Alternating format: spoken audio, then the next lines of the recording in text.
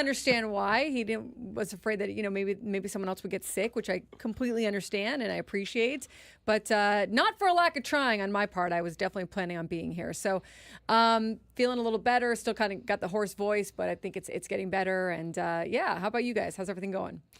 Going great. It was a fun short week, and now 4-day weekend in the rearview mirror. I'm sure we'll all kind of decompress through it, but it was a fun holiday. I get so confused. We're like, we're on this day-to-day. You've heard how regimented I am. Like usually, like every minute, every day. So Thursday and Friday, I was just confused all the time. Is it Saturday? Yes, that was me too. Is it Sunday? Wait a second. Is the football game on? Hang on. What day is this? What's going on? That there was football on every day. Right. It didn't help. Adds to the all. confusion. All the days are short now. Yeah. Where are we? What's happening? I was time is it? confused. I was confused. We did Thanksgiving on Wednesday, which is why I had the day off on Wednesday. But we ended up doing that with my cousins coming through. We just had a small Thanksgiving. My grandma, unfortunately, I think I mentioned she's 102. She got pneumonia. So I spent most of the 4 days in the hospital with her. Oh, my gosh. She's doing a little better. Hopefully she pulls through. Go, Granny.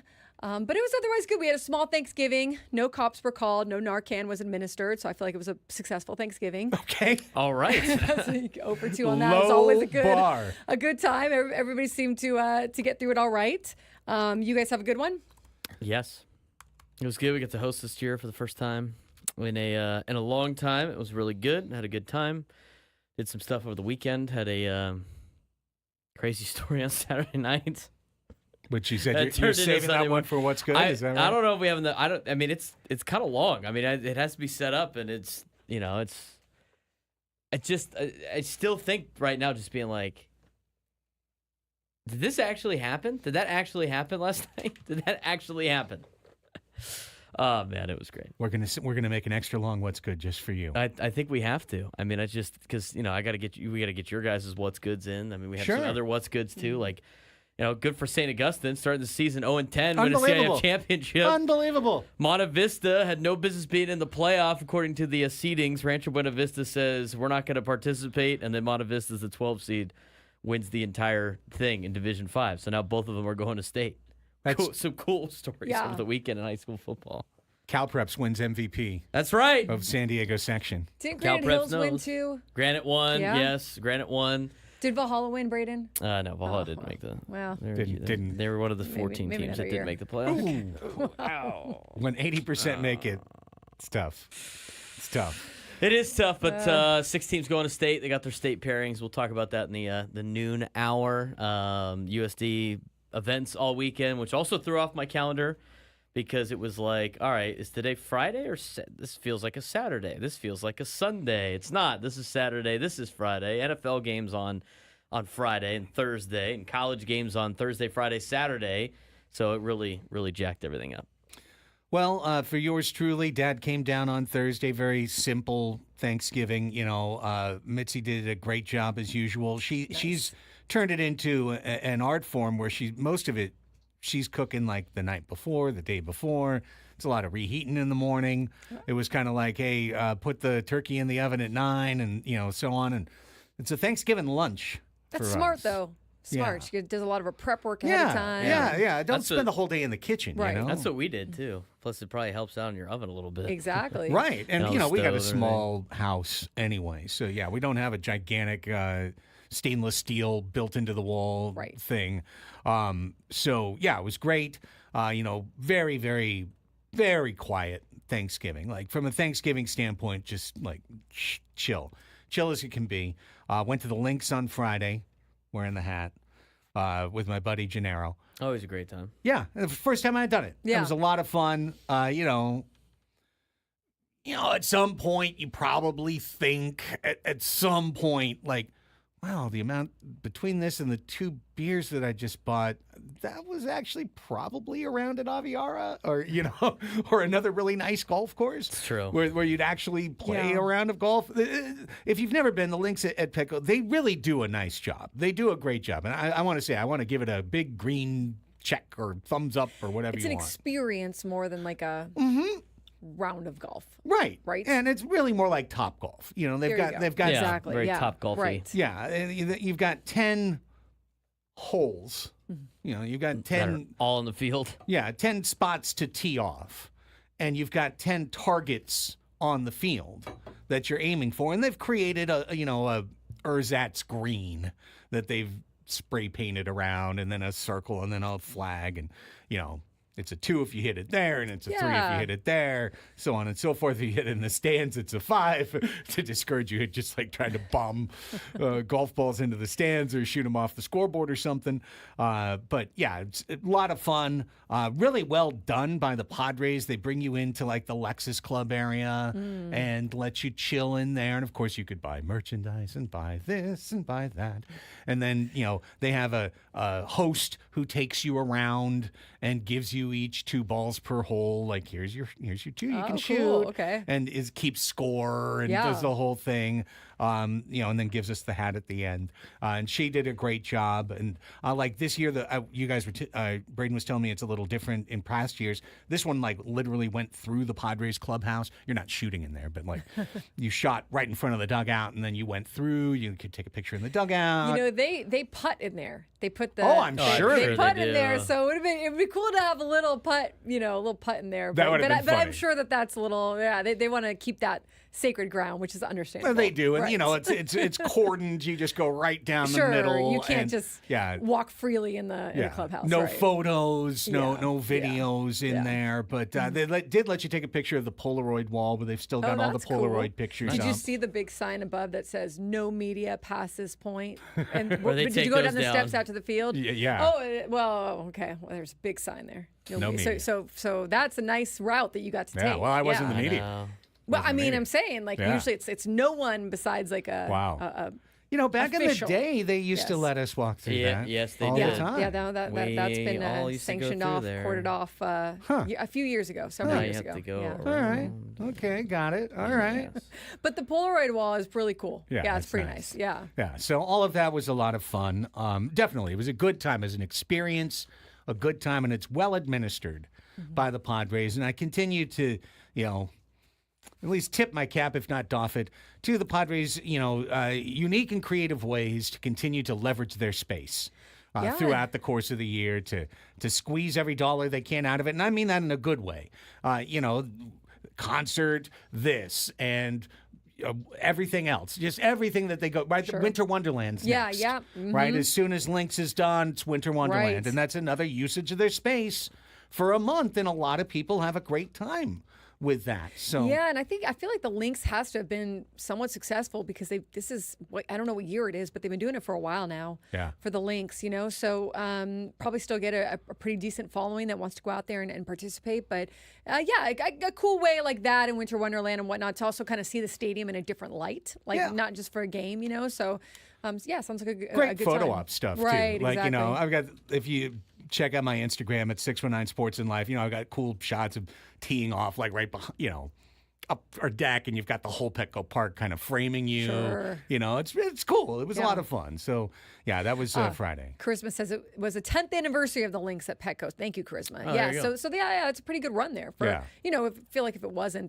they'd let it go already. So it's pretty cool. And each hole is based on some hole somewhere, at least obliquely. Yeah. Like there was a Ryder Cup hole, and like they had the Scottish flags, and you're supposed to walk over a little bridge, and they had the Scottish national anthem playing in the background. Oh, and that's yeah, good. so it's, each one had a little fun thing to it. Did they? So you couldn't? I know in years past you've gone on the top of the Western Medal, but I would imagine that's closed down. No, for yeah, this they one. Okay. probably because of Yeah, the renovations, exactly, right? yeah. Yeah. Right, Charisma's. They had the Waste Management famous 16th hole kind of redo down by home plate with like crushed cans and Yeah. red Solo cups everywhere, and putting you on the big screen so you felt like that slight amount of because of course at the Waste Management 16th, if you hit the green they go crazy, if you miss they boo you. Like it's a completely different thing in golf. Yeah. So it was fun. Anyways, really fun time. Kudos to the Pods. That was Friday. Saturday I played 9 holes of real golf, and then yesterday I went to the USD match, and was out there in 109 with the locals and trying to support the boys over the line. and I'm sure we'll talk about that game at some point, but I'll just briefly say that it was a local official who I've seen do many soccer's matches in the past, who I've seen at Wave matches in the past, and I know he's a excellent professional, and I know I'm biased because I was there, wearing light blue, rooting for USD, but I thought it was a terrible penalty to call to end somebody's season. It was on I thought the same thing. yeah, it was just like it's one, and Braden, I texted Jack as I was walking out. I'm like, because I figured you guys have the video, right? I'm like, it was right in front of me. It was literally right in front of me. I was actually watching the game on my phone at the time, and it was like, really? We're gonna do this right now? Yeah. We're doing this right now. Yeah, We're no. gonna do this in extra time of the NCAA tournament. We're doing this right now. And here's the funny thing, I respect this as a PA announcer myself. Our buddy Callan McClurg was doing the PA. It's hard to hear when you're in the stands at night and with all the other sound going on, and unless you have the most impeccable acoustics or you are being so intentional in the way you enunciate to try and get certain things out or repeat. So he read the overtime rules into the PA, and it just sounded like Miss Offmar on Charlie Brown. Overtime. So I'm just sitting there, not sitting, standing. I'm standing there assuming that seeing as it's soccer, that it's probably 2 10-minute periods, and then after that penalty kicks, or 2 15-minute periods, and after that penalty kicks. I had no idea it was golden goal, meaning next goal wins. Usually you play it out. Even if someone scores in extra time, you play the whole 30 minutes and see if someone else scores to tie it. So it's literally 30 seconds into the overtime, and a ball played that was going to go out of bounds. I mean, the kid who's running in for Vermont takes a hard touch, and he's not going to be able to play the ball. It's going to go over the end line. But the USD kid slid, trying to slide for the ball. And honestly, in real time, I thought maybe he got the ball. Maybe, I didn't think anything of it. And then the official pointed to the penalty spot, and it was like, are you kidding me?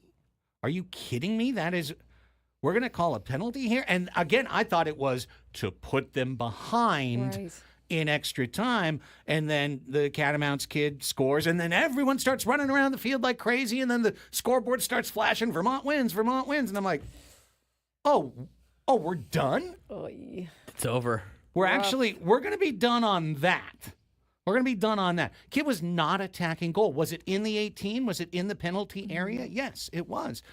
But it was on the edge of it, and the ball was going out of bounds. It's perpendicular to the goal. It had the young man could not have attacked on goal if he had not been interfered with by the defender. The whole purpose of it is interfering with a goal scoring chance. And instead it was just there's a leg there and I'm going to fall over it. And okay, cool. So it was really so brutal though to go to extra and then have it end like that. But well, you got to score at 90. Right. You got to score. More, right? They had 2 good chances that they didn't score on. Really, they dominated the match. Vermont didn't really have that much going. So for it to end like that, it was just what a drag. But great stuff for San Diego. Great stuff for the people. A fun run for them. I mean, It looked like a great crowd, too. Incredible, awesome. dude. That's it was awesome. just like a Loyal game. I mean, That's it really, awesome. other than to they see all don't that sell, support. the suites side, they don't sell. They don't sell that side of the stadium. But they sold the behind the net side this time. And the main crowd was completely full. So there had to have been, 3,500, 4,000 people out at Torero Stadium last night. It was great. The atmosphere was incredible, and it was just, soccer is cruel. Soccer is just a cruel, cruel sport, and it can be the cruelest at the most brutal time. More people there than at the Aztec game. Maybe in the fourth quarter. I don't know, man. But let's take a break. We need to hold some clock integrity, especially in this hour. Braden's got a story on what's good. It's wild. So when we get back, we'll just take a quick tour through the biggest San Diego sports story of the weekend. We'll get into it more as the show continues. But the Aztecs basketball team on the map, baby. Been on the map, but the 2024-25 team stamped it hard by beating a number 1 seed in last year's tournament on a neutral court with a lot of disadvantages playing them that night. Let's talk about the Aztecs beating Houston and Creighton when we come back. Annie and Elsten, San Diego's #1 sports station, 97.3 The Fan.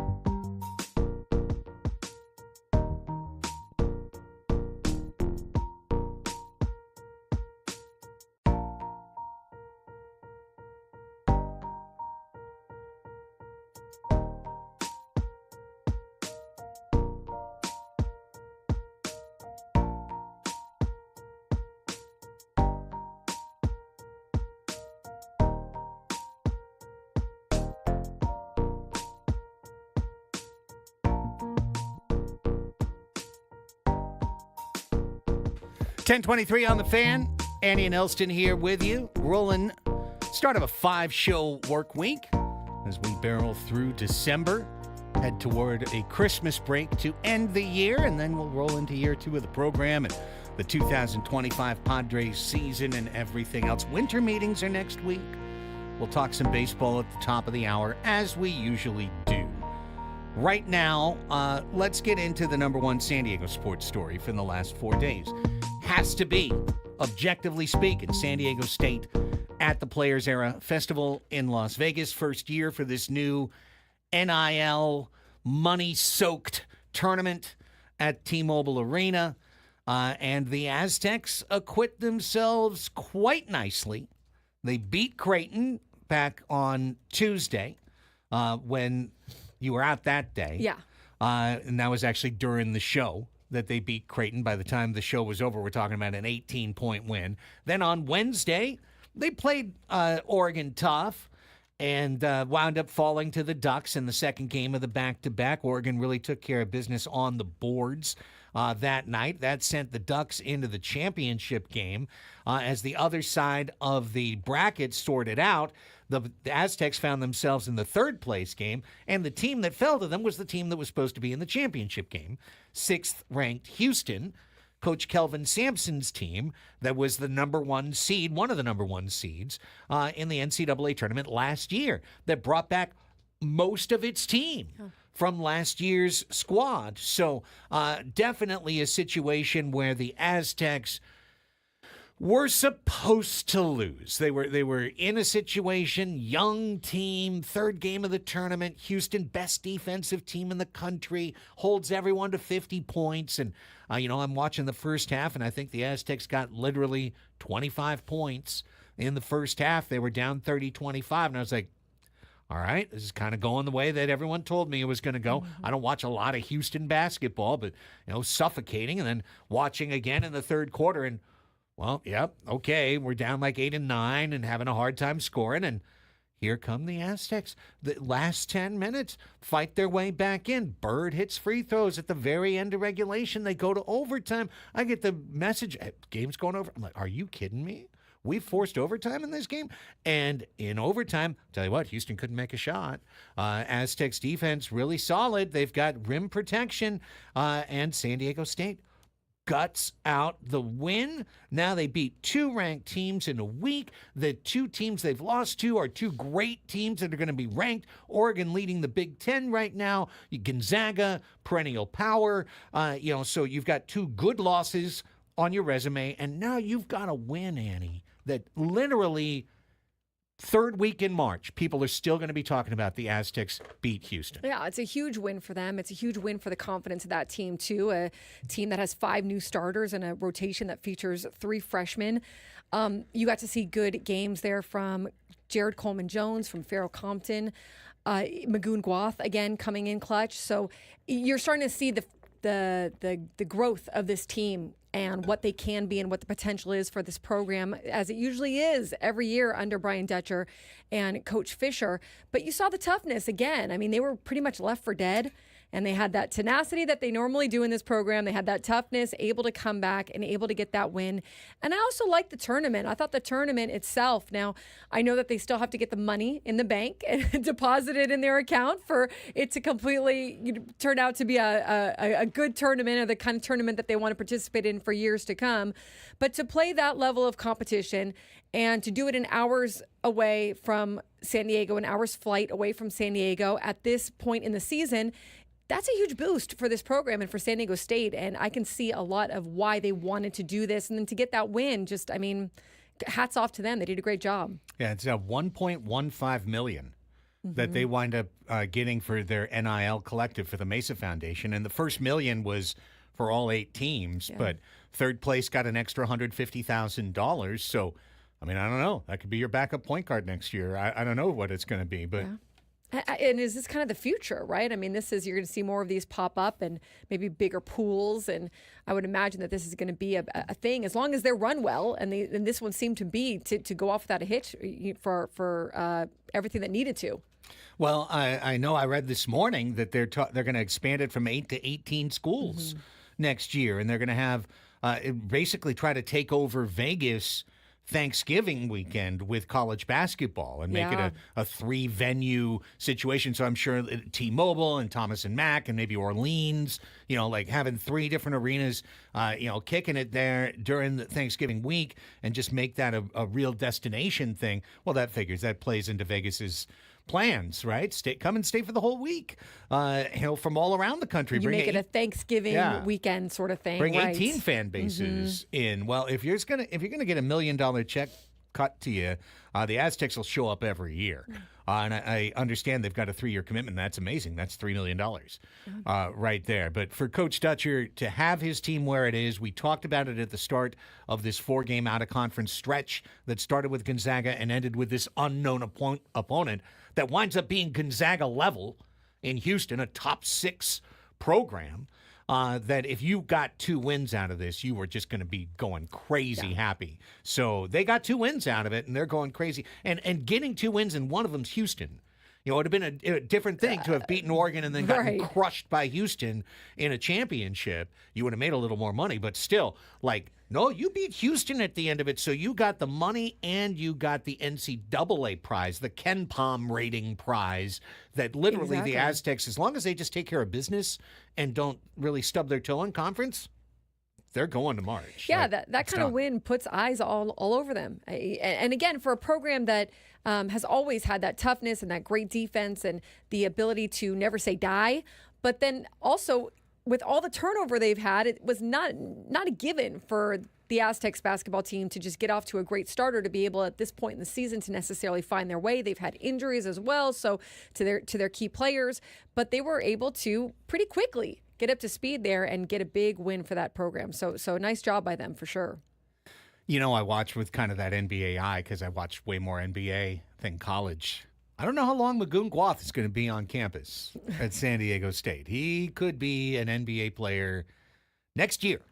If the next 2 months go the way he wants them to, the next 3 months go the way he wants them to, and he develops, because it's one thing to be leading the NCAA in blocked shots, which he is doing. He can block 5 shots a game and still not be a good player because he's jumping at everything. He's fouling out in 15 minutes. He's giving up things on the other side of the defense because he's overcommitting. All of those things can be possible. That's not what was happening at the end of that game. Right. Gwath was making himself available. He hit critical free throws twice as a freshman, in a big-time situation against big-time programs.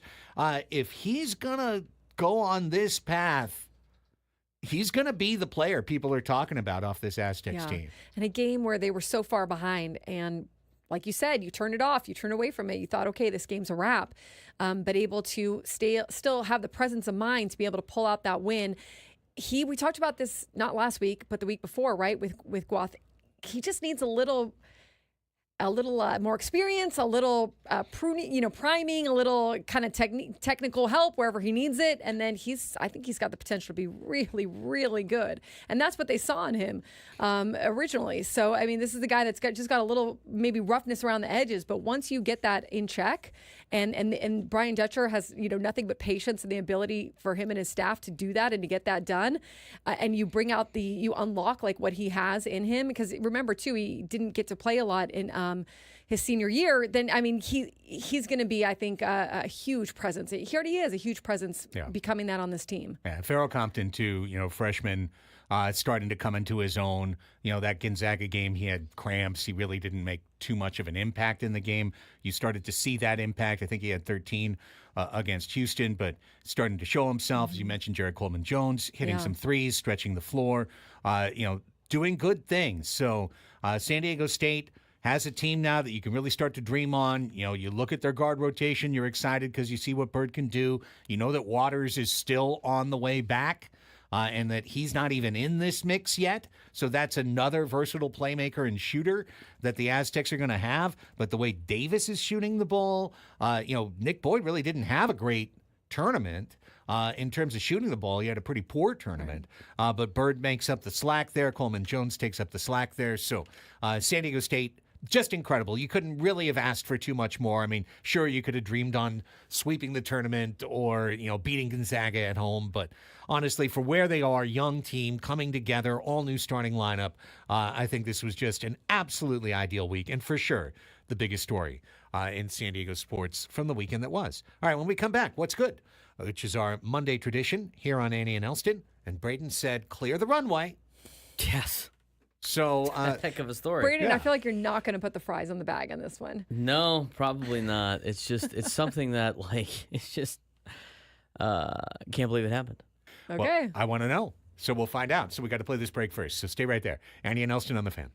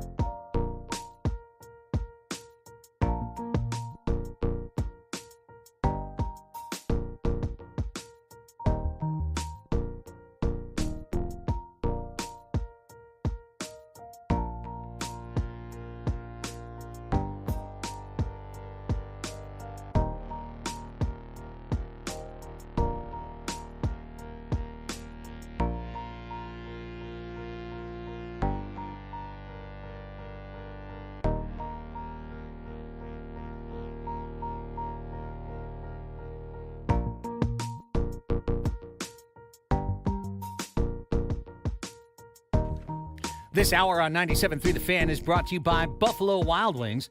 Buffalo Wild Wings is football.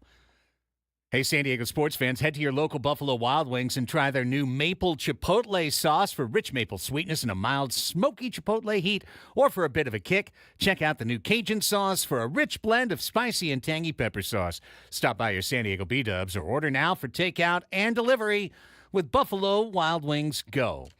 The concept of the segment is that usually Mondays are rough. I feel after a 4-day weekend, this Monday is not rough. I think no one has any excuses going into a Monday out of a 4-day weekend. Well, he got into the time where it's like, got used to all the days off. And then you're like, oh, I gotta go back to work. I gotta work again? Yeah, you gotta work again. You don't get Bummer. to have every day off. Well, it's just the small transition time before you get into your Christmas break stuff. Mm-hmm. It's true. Hey, you know what I did on Friday? Did you get a Christmas tree? Did you put the lights up? Everything was up by Friday. Nice. Yeah, everything was up on good Friday. for you. Same. Yeah. I held the line. I told you guys where I drew the line, and I did not deviate. Wow. We had Thanksgiving. Congratulations. Thanksgiving was occurred, but I'm telling you, I'm not a hypocrite. I didn't not follow through. You're going to say it, you follow through. And that night, the next morning, once the Thanksgiving table was put away, it was replaced by the tree. Boom. Tree. You follow the rules in. of your household. Then lights up. Now, everything there. Now we have the Christmas pug in the front lawn. We have the light blinky thing that turns the front of the house all festive, and Oh, good. all the lights are up on time. We went and got our tree on Friday. Nice. Sister was still in town, so went to the tree lot up in. It's not really. It's like the border of like Rancho Bernardo and Escondido. Like Pomerod Road exit, like before Lake Hodges. I forget what it's called. It's called Pine something. We've gone there the last couple of years. It's been great. So that's where we went and got a tree, and then went and watched the end of the Georgia Tech game, which was quite crazy. 8 Had overtimes. Philippi's. Had some Philippi's. 8 overtimes. Yeah, that was wild. I realized how dumb college was. I forgot that they flipped it to like the 2-point conversion contest, and I'm like, this is stupid. Why are they? They had a great game, and now it's like, maybe a 2-point conversion can win it for you. Or they should have just had a kicker just like go back. We'll just move them back 5 yards. They can play horse against each other. I mean, same result. If it was at the 2, they'd score every time. The fact that they put it at the 3 seems to just make it a harder play. But I was just laughing my ass off because Joe Tessitore, who loves to lean in, and he was calling that game like every single time that it was Georgia's, he'd be like, 30 seniors, they've never lost at home. That's right. Could this be the play? Incomplete. Could be this. Could this be the Georgia play Tech, they're gets going to them. get the upset. They're coming to Athens. Incomplete. 30 seniors are ready to go. It Could this reminds be me the of- play that gets them in the college football playoff? Every time. This is the one. Unreal. like nothing against because this is a great ending to games that Don Orsillo does when he's like in the Sea of San Diegans or whatever. And you think that's going to be it. That's going to be the last pitch that the guy throws, and then it's a ball. Or it's a and again. Sea of San Diegans, it's the same one over foul. again. It's a foul. It's a foul. Yeah. It's That is a foul. Absolutely. I don't have a whistle yet. Got to get But the that's whistle. what you got to do, right? Like you're trying to get that call, you're trying to have that moment, Right. and it's like, almost hey, man, that's almost like what can you do? when broadcasters go. Well, I didn't really like try to set it up. It just kind of happened naturally. That makes for the best calls because when you try to set it up, things like that happen. Right? Oh, it was really good the first time. And then it didn't happen, and then it didn't happen. Gotta and it keep didn't going back to I the watched well. that game on mute because I was at a bar and I was watching on my Pulling the card. phone. So, but that's what I heard it Oh, was. I was Yeah. dying. I was dying. He just kept pulling the same 2 cards. He's like, card, here comes the ups card. Here the seniors will never lose. And the upset is here. And the seniors will never lose. Oh, my gosh. It was On so to the good. playoff. All right, Yeah, let's yeah. It's hard to do. on to the bumper. On to what's good. On to the bumper.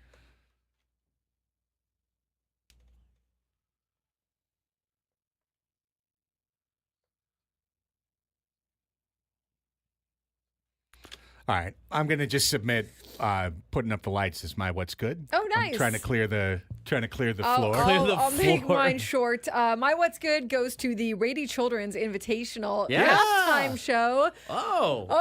Where a speed paint. No, the whole event, great. Yes, that's can go to the cool. whole event. That's but right. a speed painter. Saw this. Yes, went out to midcourt, right, and speed painted Bill Walton, a 4-foot by 5-foot picture of Bill Walton. Took under 10 minutes, and Grateful Dead played in the background, and I was reading cool. Kurt Kenny's story on it. Yeah, it was pretty cool, and it turned out he was doing it upside down. He did it upside down. Yeah. So I actually, believe it or not, cool.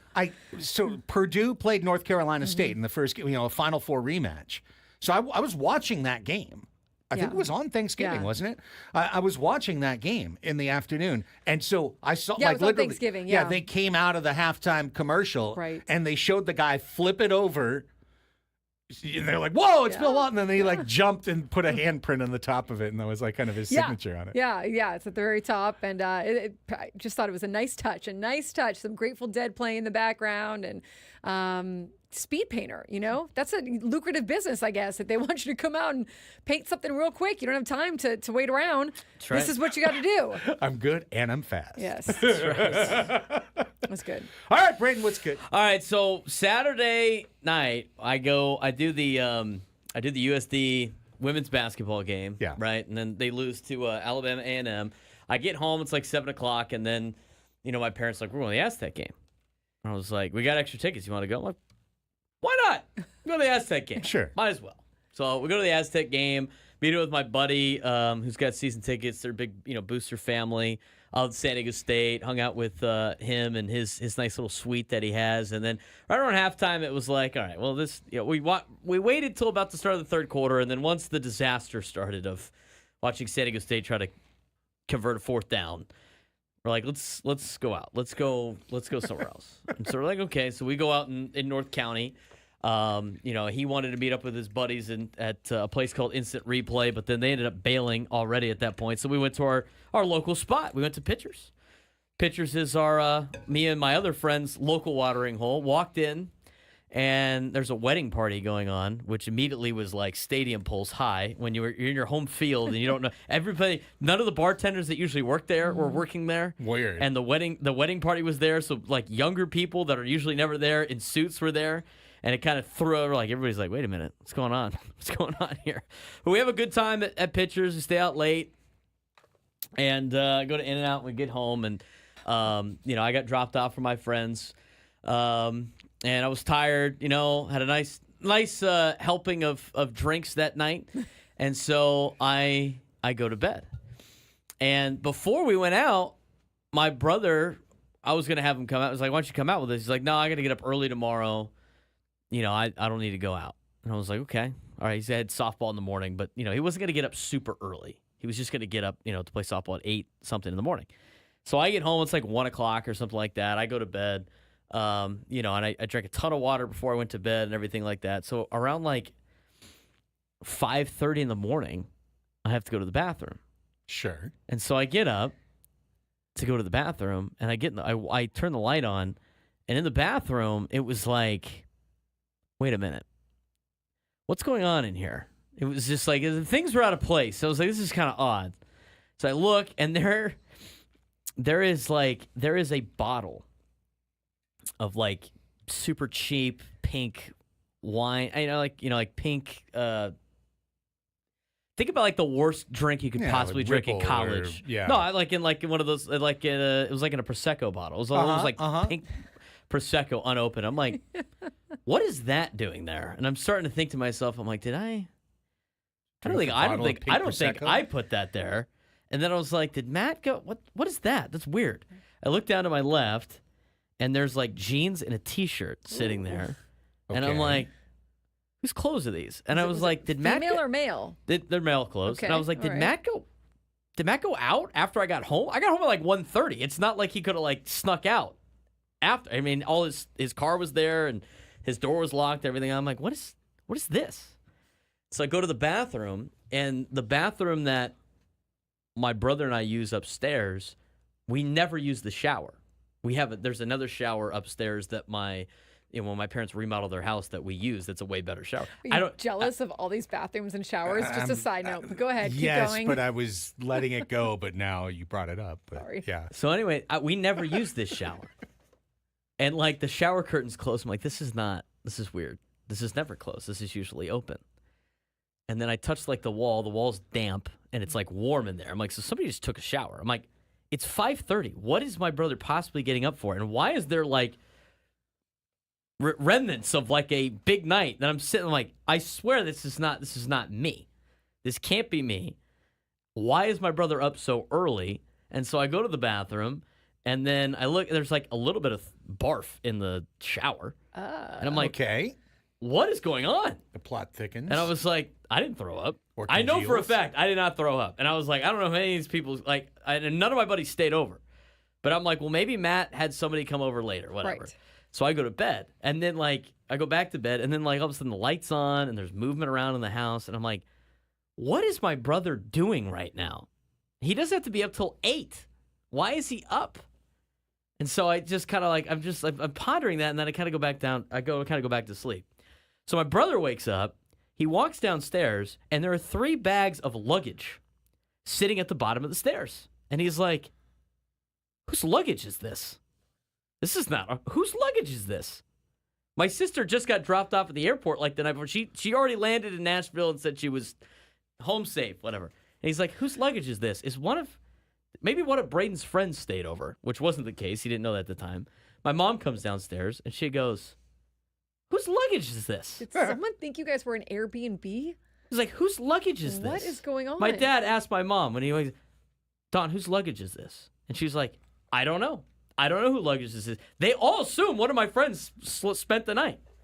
But packed. Right? And it was like, maybe he spent the night. Maybe they ran into somebody they knew at a bar, right? Or they needed that just flew in for whatever, or needed a place to stay. Like they're like trying to think of. Yeah. But the thing is, for my parents, is like they have a bunch of 20-year-olds that live there, and so like we always have friends staying the night if we go out drinking or something like that. Yeah. So it's not out of the ordinary for a young person to be at our house. Sure. So everyone's, whose luggage is this? Get a knock on the door. It is our next door neighbor's daughter, who is, she's around my parents' age. So my next door neighbor's like grandmother, right? She knocks on the door and she's like, I think my son's in your house. And they're like, what? She's like, I think my son's here. Because she looked at like the maps, and the maps was showing like, those family Life 360 maps, Yes. that her son was in our house. Just got confused, maybe showed Yeah. up really late. And so anyway, Do you know my this mom, guy well? no, Okay. it's the he's staying at grandma's this weekend for Thanksgiving. So my mom's like, well, that could be the person that's in my sister's room, thinking it was one of my friends. Opens the door, it is my next door neighbor's grandson and his girlfriend. Whoa. In it. No funny business, but just like passed out you in know my of. sister's room. And it was like, That how did you Prosecco, get who here? knows? How did you get here? And my dad looks at the ring. This kid thought my house was his grandmother's house. Right. And I'm sitting there How going did he like, get I'm sitting there in? like, did I not lock the front Right. door? That's the front what's door's scary. locked. You look at the ring cameras that we have. He goes to the back gate like he usually would at his grandmother's house next door. Uh-huh. He goes to the back doors, and we have 2 sets of back doors, and one of them that's like the main one we haven't opened in years because we never go in and out of there. We just got them fixed. We had them open for Thanksgiving. We forgot to lock those doors. Oh, man. Those are the same doors that he usually enters at his grandparents' house when he comes in late. And so he stumbles in the Now house. Everyone knows how to get into your houses, but okay, go he You ahead. guys have stumbles- like the same floor plan? It kind of, it's kind of the same, but like we've remodeled so many Everyone times. comes in through the back slider. We've Late at remodeled night. so many times that it's like he walked in. There's no way it could possibly be his grandmother's house.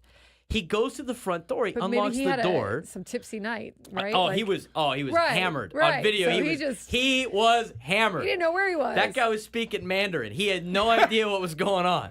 He unlocks the front door, and then you go to the ring camera at the front door, and he's like telling his, or his girlfriend, she could come in with like her luggage because she just flew back from whatever because they're both students at San Diego State. And so like you see him, he's like almost falls over and he walks in. I mean, the kid. So wait, where was it? Was he? Did you have to go up to a room and get him out? Yeah, he or- was asleep in my sister's room, and then like the girlfriend's like, yeah, I thought it was kind of weird that like none of the pictures on the wall were like his family, and I was like.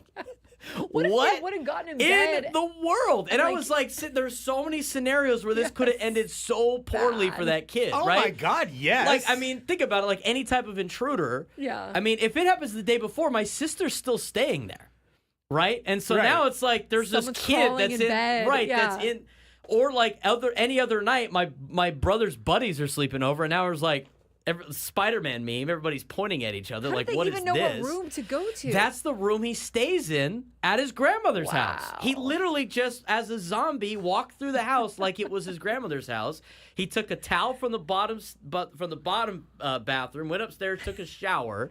He had to clean. He left without a shirt on because his "I Love New York" shirt that he was wearing, which is hilarious by the way, was just covered in barf. He just like left little things like throughout the house.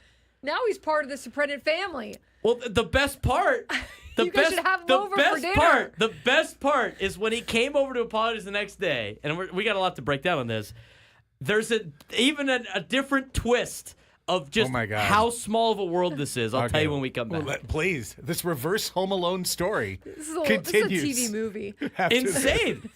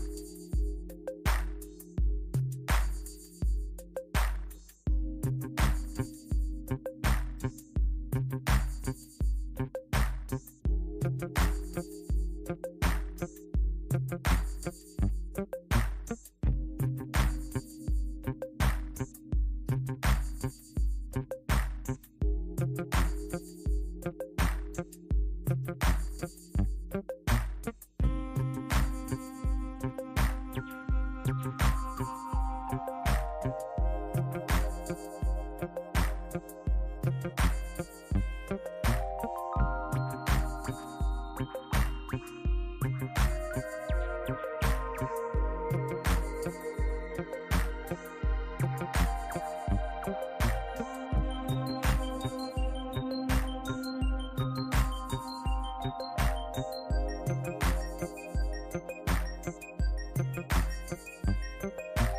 is just a first-person song of the dude who crashed your house. Yes. On Saturday night. This is pretty much what he said when he came back to the next day to apologize, right? As my buddy's dad, Dennis, says, when he, 60-year-old Dennis, that hangovers hit a little bit harder at his age than they did before. He just goes, I'm wounded. That's probably what he's saying right now. I'm wounded. It reminds me, too, of that Thanksgiving story, and Tyler said it in the chat. I was thinking about it, too. Wanda and Jamal, where the grandma texts the wrong number for Thanksgiving, and he invited her over anyways, and then they end up having Thanksgiving together for years to come. And it was like the wrong number the whole time. Yeah. But that's how I feel like now this is like a tradition. You know, he should come home to the Soprenant house. Yeah, exactly. Around Thanksgiving time every year. The freshman Phi Delt at San Diego State had a great time at some because the thing is like as you're like trying to piece it together, you're like, well, they can't have all this like you're not going to be allowed into a bar with all this luggage, right? So like it made more sense that they were at like some fraternity party at San Diego State and then came back over to crash. I mean, they came in at like 5 a.m. Bars close at 2 again. Yeah. So nothing good happens. No. Unless you got up for it, like a pre-dawn run. Nothing good's going to happen at 5 a.m. Unless you're a child on Christmas morning when you wake up super early and Santa already left presents. Wow. Look at the presents we got under the tree on Saturday. But the kid comes over the next day. After they had to do family portraits in the morning. Kid was probably wounded at the family portrait. I mean, think about what this kid probably looked like. Under his eyes. Not enough makeup and Advil in the world to get him rallied, ready to go for the family portraits. We're not telling Grandma this story either, by the way. So we had to try to keep it a secret from Grandma. Grandma thinks her little angel's That's just right. Her little angel. Dear sweet angel. Who lives next innocent door. and all this, right? I try to give him the benefit of the doubt, though, too. It's like, it's not, he's not from San Diego, right? Like, so his family's visiting, even though he goes to San Diego State, it's not like he mistaken his own house. I mean, I don't know how many times he's been at Grandma's house when he lives, in Washington or wherever he lives. But it was, the funny thing is he comes in the next day, the next night. We just got dinner, and he walks in, he's dressed all, knocks on the door. My brother answers it. Hey, what's up, dude? He's got a gift, right? He brought my mom some roses and something else. That's nice. Like, thanks for, not killing me. Right. Yes. Thanks for making sure I don't go to jail or get killed. And he comes in, so we're kind of like, small talk. He's a freshman at San Diego State. And my brother, his best friend from college, Jake, at Tennessee, his younger brother goes to San Diego State. And he was like, hey, do you know so-and-so? It's like, oh, yeah, he's in my fraternity. What a small world. My brother's best friend from college, who's from Pasadena, his younger brother is in the same fraternity as this kid that broke into my house whose grandmother lives next door. That spent the night in your sister's bed. Spent the night in the same place where Jake and his brother Charlie have spent. Threw up all over your shower. Yes. Threw up in the shower. Left a bottle of Prosecco in a different bathroom. It only would have been better if you would have come downstairs and he was just like having breakfast, had made himself some breakfast. Whatever grandma was. Yeah. Right. It's like he's just thinking that grandma invited some extra family over for the holidays, Well, my dad on the way out, as a Aztec for life that he is like, thanks for keeping the stereotype up, being a big party school. Give him a high five. Walked out. Seriously. Come over anytime you need anything. That's right. You know how to get in, so. Yeah, exactly. You got to fortify the back door now at this point, but just unreal story. It's so funny now to tell, and like he could joke about it, but he said like all day he was like mortified. He's lucky he didn't die, for real. Right. I mean, there's so many bad situations. He could have been Jacob Nix. Yes. I got to say, there's got to be at least a 1 in 3 chance that you are going to literally be shot at or shot and killed. Or any other type of weapon that somebody Yes, might have. or smashed with a baseball bat or anything else. Or a and that hunting there's bow. probably, beyond that 1 in 3 chance, there's probably another, like probably of the remaining 67%, like 70% of that is the cops being called. Yeah. Right. And this guy being led away. Like one way, even if you're like, hey, it's okay, but Right. still, like, Yeah. But the fact that it's Yeah. our house, Yeah. who's used to having next door. 20-year-olds crash Right. there all the time. Right. And Right. the unlocked, I mean, because think about this. Right. If you don't have that back slider unlocked, he's wanging on that door. Yeah. Right. Right? At like 4:45 or whatever. Exactly. Or he's sleeping outside on the grass or something. Right. Right. Which is what his mom thought was the case. That he just ended up outside like he somewhere. was ending Right. up outside, and my brother Matt let him in. Like, hey, just you can crash here or whatever like that for the time being. But like the. If it wasn't like a privacy thing, the ring videos are just dying watching it, watching the tape, watching the all 22 back. Hey man, stumbling back, he's just kind of fumbling around. Oh my god, This is that why I was just love Ring. I so love funny. watching all this stuff. That was the benefit of one of the major benefits of the ring. But so far, one Fidel knows about this story because my brother called him last night. I can't wait for the next Fidel meeting at San Diego State. so good. So good. This all happened after I got dropped off at 1:30 in the morning. When- I was just like, oh my god, I couldn't believe it. Like when we didn't know this story. And No, he was at teasing it a all. little. There was a commotion in the bathroom, an intruder. I was thinking there was an animal of some sort that got in No. somewhere or another. Well, you know? yes. Right. Well, yeah. I just Advanced form.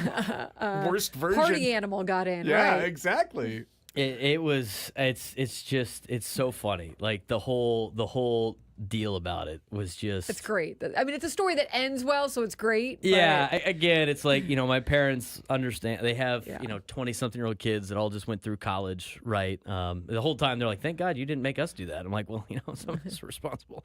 But, Yeah. we know how to hold our liquor. yeah. We don't I mean- drink pink Prosecco. Jeez. there's How so drunk do you have to get? The I mean, I'm kid not saying was I haven't loaded. been The there. kid I've definitely was- had pink Prosecco. So he was definitely loaded on some sugary, college alcohol, right? I mean, like Yeah. the stuff that you get like when you're first early on in college, where it's Yep. just like, oh, You this ta- thing goes yeah. down so smooth because it's almost like you're drinking like fruit punch or something like that, Right. Yeah. And then all of a sudden it hits you, and then it's not just Smooth the taste alcohol. fooled you. It's not just the alcohol; it's the sugar. yeah.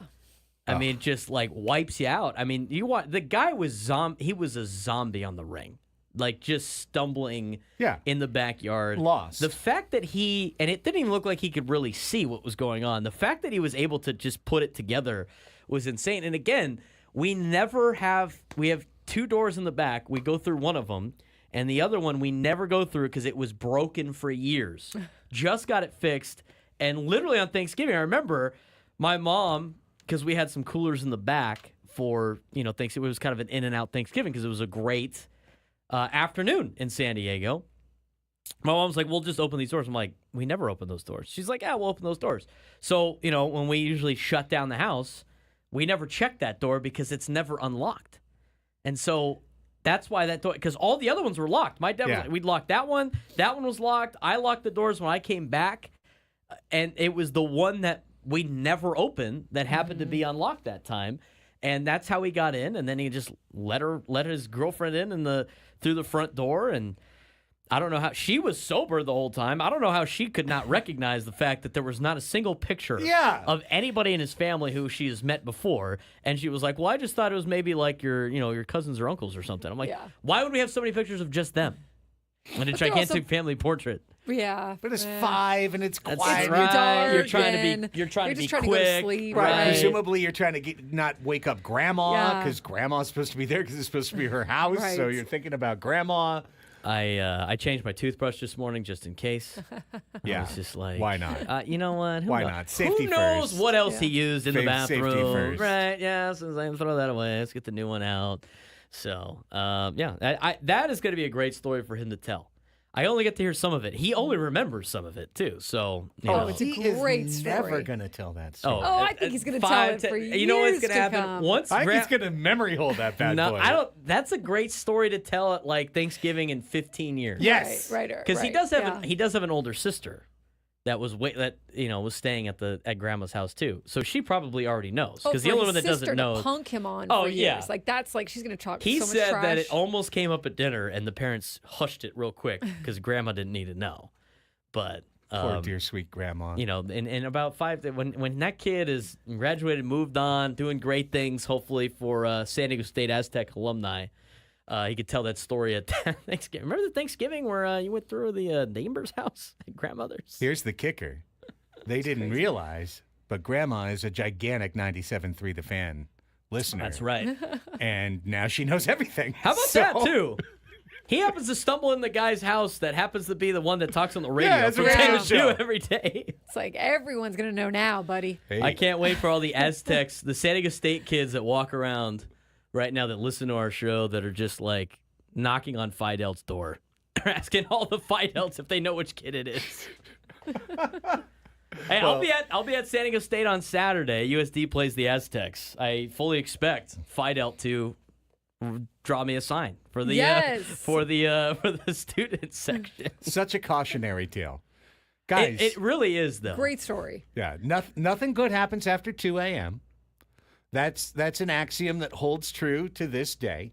If you're out there past 2 a.m., you're in the zone, okay? You're right. in the zone. You're in the red zone. Don't be surprised that there's a score in the red zone.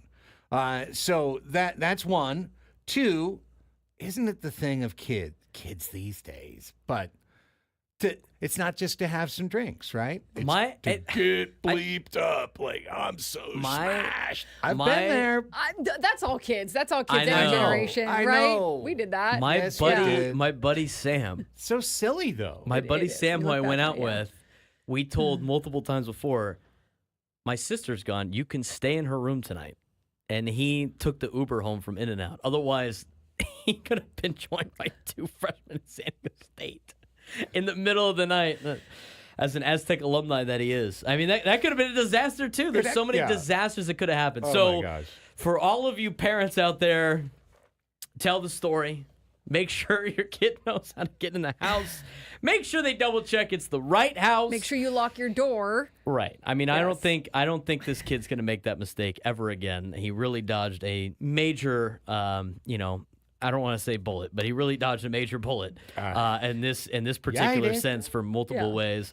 Definitely a great lesson to tell your kids. Hey, make sure you show up to the right place because it could have been a lot worse. Double check the address. Triple check it. Triple check it. Give it to the girlfriend. Yeah, Yeah. but when you're speaking a different language and you look down, all of a sudden the characters look a little different. Yeah. Is that a 6 or is that a 7? I can't tell. Is that a 6 or a 9? Yeah, everything's moving. I thought maybe someone was coming for an Airbnb and they thought that was the house, Right. you know? Right. I mean, there's so many different things. I was like, did I leave the front door open? Right. Was I right. that liquored Yeah, up was it that I me? forgot Yeah. to lock the Right. front door? Right. Right. It was locked though, so it wasn't me. Good job. Yeah, some of us are responsible. Some more than others. There's levels to this. I'm quite also clearly. not a freshman in college. Yes. Okay, so Oh. James, don't get any ideas. If if you're watching this, well, if now's you're a watching good this time, later. after James makes it through high school, Right. when Yeah. he gets ready to live on the family legacy at UCSD, Right. you got to tell him. Or even worse, if he goes somewhere else outside of the San God Diego forbid. area, then you definitely have to tell him God the story. forbid. Definitely have to tell him the story. All right. Well, let's take a break. Clock Integrity Monday. And then when we come back, we can either throw a 50-50 coin on whether we like. Personally, I'd rather get to college football. Here's what happened in baseball. The Dodgers sign everyone. No one else signs anything. And then everyone assumes all the rest of the guys are going to the Dodgers. And you are up to date. We signed Oscar Gonzalez, the kid who used to come up to the SpongeBob SquarePants theme with Cleveland and hit a huge homer in the playoffs 2 years ago.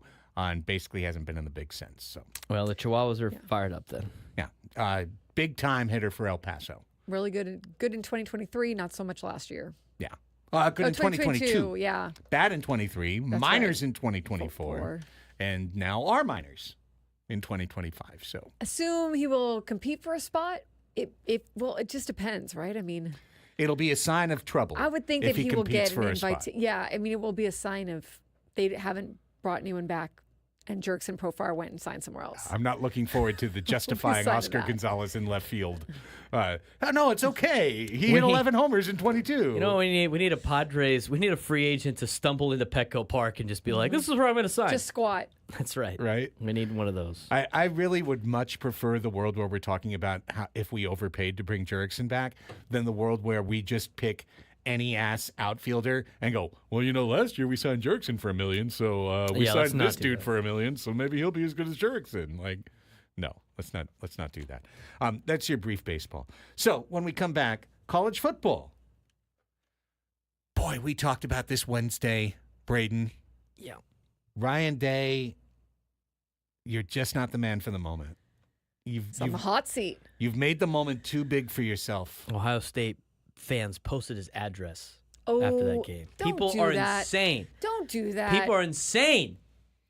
College people need football to not do rivalry that. weekend was beyond insane. And we're going to get into it right after this timeout. Annie and Elsten, San Diego's #1 sports station, 97.3 The Fan.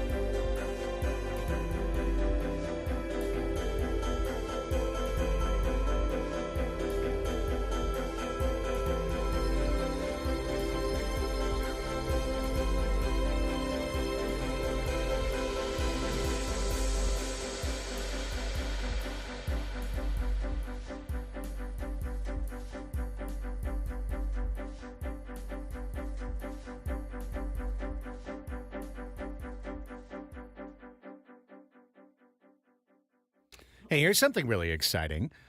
Just got an email from the big boss that Sam Levitt is headed to the winter meetings and will be there Monday, Tuesday, Wednesday next week, covering all the action for us here on 97.3 The Fan. So that means our show, Ben and Woods, Gwen and Chris, our buddy Sam's going to be on every show, every day through the course of the winter meetings. And whatever happens, we've got Sammy on scene to lock it all in. So on behalf of Sam Levitt, Padres, please do something during the winter meetings other than make a Rule 5 draft pick.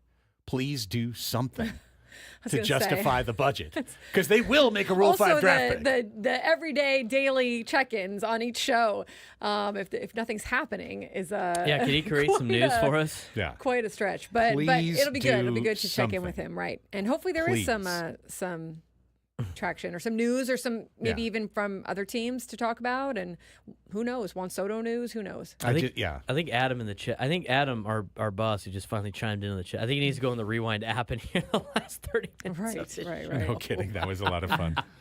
Incredible story. Hopefully the winter meetings are not like the ones a couple of years ago when all they did was just draft 3 players and then you had to watch them on the team the entire season. It really seems like Boris almost like I want to create a false narrative where Boris got his hand slapped by baseball, where they're like, dude, you've ruined the winter meetings. The winter meetings aren't about your pun-filled press conference. But aren't they? It's about putting players on teams and doing those press conferences. And that's what the winter meetings used to be, where they unveiled all the huge signings. Then they should blame themselves. Well, they should blame themselves. I know, but listen, Boris did that hang back. But everything I'm reading is that they are gearing the Soto announcement to happen at the winter meetings. Oh, well, I think especially after last year or the year before? I mean, nothing's happened That's at the what winter I'm saying. meetings. And I'm sure that there is some, even if there's a handshake or a behind the scenes, or, Boris knows where they're going, maybe there is a, hey, we'll play nice with you guys this time. We'll hold off our announcement until the winter meetings and all that good stuff. Now, if it actually affects the contract, they're not going to do it just to placate MLB. But if the deal is done and they're just kind of, unless Boris wants to stick it to him, I guess. But I would imagine that even Boris, as much as Boris loves being Boris, he's going to want all the outlets that are there to capitalize on this news as well. Right. So. Yeah, it's the biggest news of the winter, and so timing it for next week would be great. Yeah. And then once that falls, other things will fall. So, come on, let's get it going. For Sam, do it for Sam. Okay, switching from baseball over to college football. Obviously, Thanksgiving weekend is all about college football. I certainly watched a ton of college football this weekend, including the game on Saturday morning. That's when I was putting the lights up on the roof and whatnot, and I just had the earbuds in and never stayed out of range of my computer, so I could always be listening to Gus Johnson if I wasn't watching. And that's Gus Johnson. Yeah, exactly. Screaming all the time. And, it was not a good game. It was a very neither team can move the football game. Michigan was extraordinarily limited in what they could do. I think their quarterback literally couldn't throw beyond 15 yards downfield. So they're just playing this offense in this tiny little window. And somehow, some way, at home, Ohio State gagged one of their most obvious opportunities in the history of the game to beat Michigan. They were 20-point overdogs, 20-point favorites. Michigan didn't have, their quarterback is the dude that the Oracle founder paid to come on campus next year. Michigan. They don't have a quarterback. And somehow Ohio State loses this game 13-10. They've lost 4 in a row to Michigan. They're still going to make the college football playoffs. So unlike most years where this would literally end and ruin their season and send them to the Gator Bowl, or the Peach Bowl or something. Another Duke's Mayo Bowl. Right, exactly. Instead, they're going to still go to the CFP. So there's an opportunity for Ohio State to do something. I mean, he's 66-10. Yeah, But 4 of those 10. 4 of those 10, and that's 5 straight years. that you're going in that you have not won that rivalry. Yeah. And that rivalry means so much. How much do they got to pay him to go away? Like $60 million? Yeah, it's something like $60 million. I mean, in all honesty, like if you're Ryan Day, because we talked about that story on Wednesday, Craig. Yep. I mean, he flat out said losing to Michigan was the same feeling he had, as you said, when his dad committed suicide when he was a child. As a child. That was hard to hear. That is Yeah. insane. Yeah. It's $37 million, Ryan Day's buyout. I Take think the $37 million and just go away. And then don't have to worry. And why deal with this Yes. Yeah. BS? Yes. It's $37 million. Why take years off your life? Why go through the stress? Why have to deal with, kissing a bunch of 18 to 24-year-old kids' asses while getting ridiculed by people in the stands for no reason? I mean, it's like, go ahead. Go hire. Who's Ohio State going to go hire? Right? I mean, he's done a great job. I mean, if I'm Ryan Day, I'm going to take that $37 million. I'm going to go coach high school football where all I have to worry about is coaching football, and I'm going to build a great football program in high school because I have $37 million. Yeah. Why not make it fun for yourself? I mean, you've paid the dues. You've got all this stuff. I know the thing is these coaches are, they're a level of insane of just they love the drug of being a coach in college football. Yeah. Though. That's where these guys stick around. But you wonder why Gus Malzahn, did you hear the news about him this weekend? He resigned as the UCF coach to take the offensive coordinator job at Florida State. Chip Kelly. Yeah. Resigned at UCLA to take the offensive coordinator job at Ohio State because it's not worth the headache. Right. It's not worth having your address posted on social media when you lose to deal with a ravaged mob over 3 points in a football game. Well, Columbus, y'all got to pick up some hobbies. I'm sorry to say, but you do. Seriously. Because the whole thing, it's cute from the outside, the whole, we scratch out. Literally in Columbus, they X out the letter M on all the not stop signs, but on various street signs, because you can't have M, and the insanity of this, you're a great team, but you didn't beat Michigan. You're a failure. It's crazy. It's ridiculous. Rivalry should be fun. It should be more fun than that. Yes. It should not be doxing people and posting their address. And the end of a lot of rivalry games were kind of sickening this weekend. And listen, the whole plant the flag thing, that's BS. That needs to stop. Yeah, that's BS on the part of Michigan. Give me a break. That wasn't the only game. No, it wasn't. There was 8 that ended in fights, benches clearing brawls after the game because of just BS shenanigans because pepper spray. We have created a football culture, or at least the culture, where you do not respect your opponent, and there's not a lot of class, and everybody's out for themselves, and that's the environment you get. That's the environment you get, and it looked bad over the weekend with all of the planting of the flags.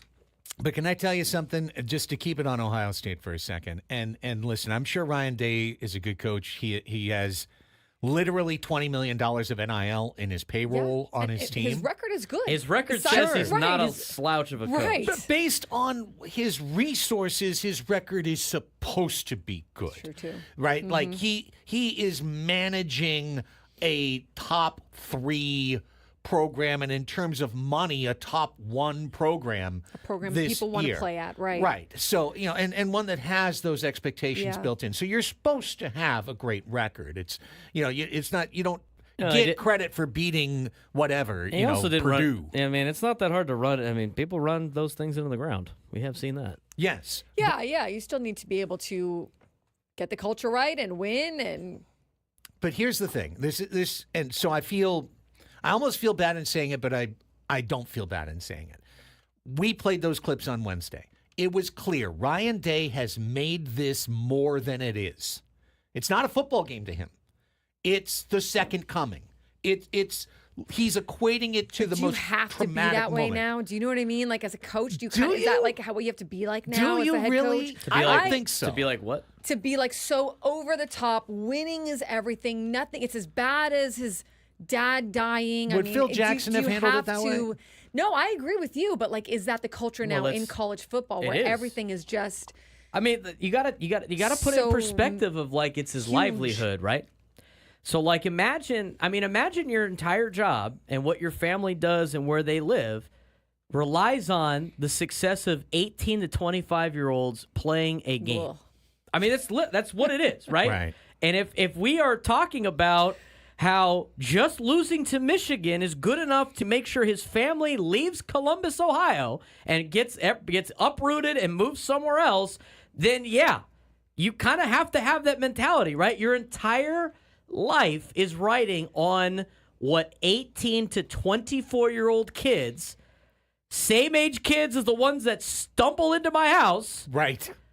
You rely on them to go out there and win for your kids, your livelihood. Now, I don't know what his family is like. I don't know how old his kids are.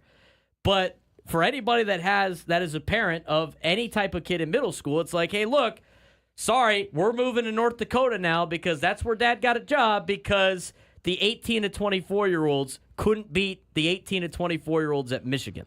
So from that kind of perspective, it's like, yeah, I understand. Like, the winning has to be everything for these programs, especially at the highest level. Now, is that the case at all levels of college football? No. I think a lot of schools would be like, you know what? Going 10-2 is pretty successful. We made the playoff. Like, good. But for programs like Ohio State that have insane fan bases that are lunatics, losing to Michigan is more important to them than making the college football playoff, then yeah. But that's why, all these coaches are getting fired after a year and a half. I saw people complaining about Sean Lewis. Hey, look, the team's not very good. But are you going to pay him the money to go away, to go find somebody else after 1 year? What kind of coach is going to sign up to be your next coach? Right. If 1 year wasn't good enough for San Diego State, right? Well, okay, last thing on Day. Whether he's a good coach or he's not, he has made this to be too big for his program. Because I've watched a few Ohio State games this year. I'm not a fan of Ohio State. Just happened to watch them. They're always on, big noon. Yeah, it's got the big noon kickoff. Which they complain about all the time. And that's as bad as Ohio State could play. They completely crumbled. They had no offensive identity whatsoever. It wasn't just about Michigan being bad. But there's something to that. But here's the point I really want to drive to.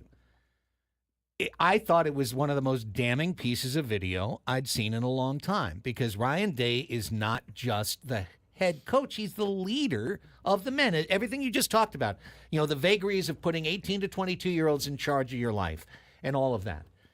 But you're the leader, and he was out there on the field watching as that brawl began, and he just stood there. He just stood there, dumbfounded. He literally stood there with a dumbfounded look on his face and stared. And at the end of the clip, he goes, "What happened?" And I'm like, you're so out of the moment as Ryan Day. You're so lost in the moment. You have turned into a corn cob, as metaphorically as you can. You're just a corn cob standing there on the field, and everything is happening around you, and you're just like, I lost again. What am I going to compare this to now? Because I compared the third loss to my dad committing suicide. What am I going to compare the fourth loss to now? Do I have to cut off my hand and wave it around? So, I'm sorry. Some people are just not built for some things. And Ryan Day isn't built for that.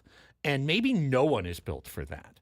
But, certainly, that's what I'm saying. My number one thing is Columbus, y'all take a look at yourselves.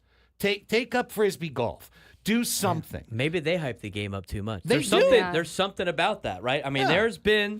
There's been times in my high school football career of either coaching or playing in which you overhype the opponent of being a big game and it ends up being catastrophically bad. Maybe Xing out every M in the city of Columbus, including the gigantic neon McDonald's sign, it's overdoing is probably making this more of a deal than it is. It's the insult that you always give your opponent when you play them and they win. Remember, they beat you and it's like, well, it's their Super Bowl. Right. Well, Ohio State treated that entire game like it was their Super Bowl. Exactly. And they have so much more. They have so many bigger fish to fry. As one of their players said, as some smack talk after he lost, which is already a bad look. Your season's over. We're still playing. Seriously, Michigan's got nothing left, right? Did they get the? Maybe they go to the Mayo Bowl. They might have they might be bowl eligible. But I don't know. Ohio I just know State's they're still going, right? But Ohio State's still playing for a national championship. Yeah.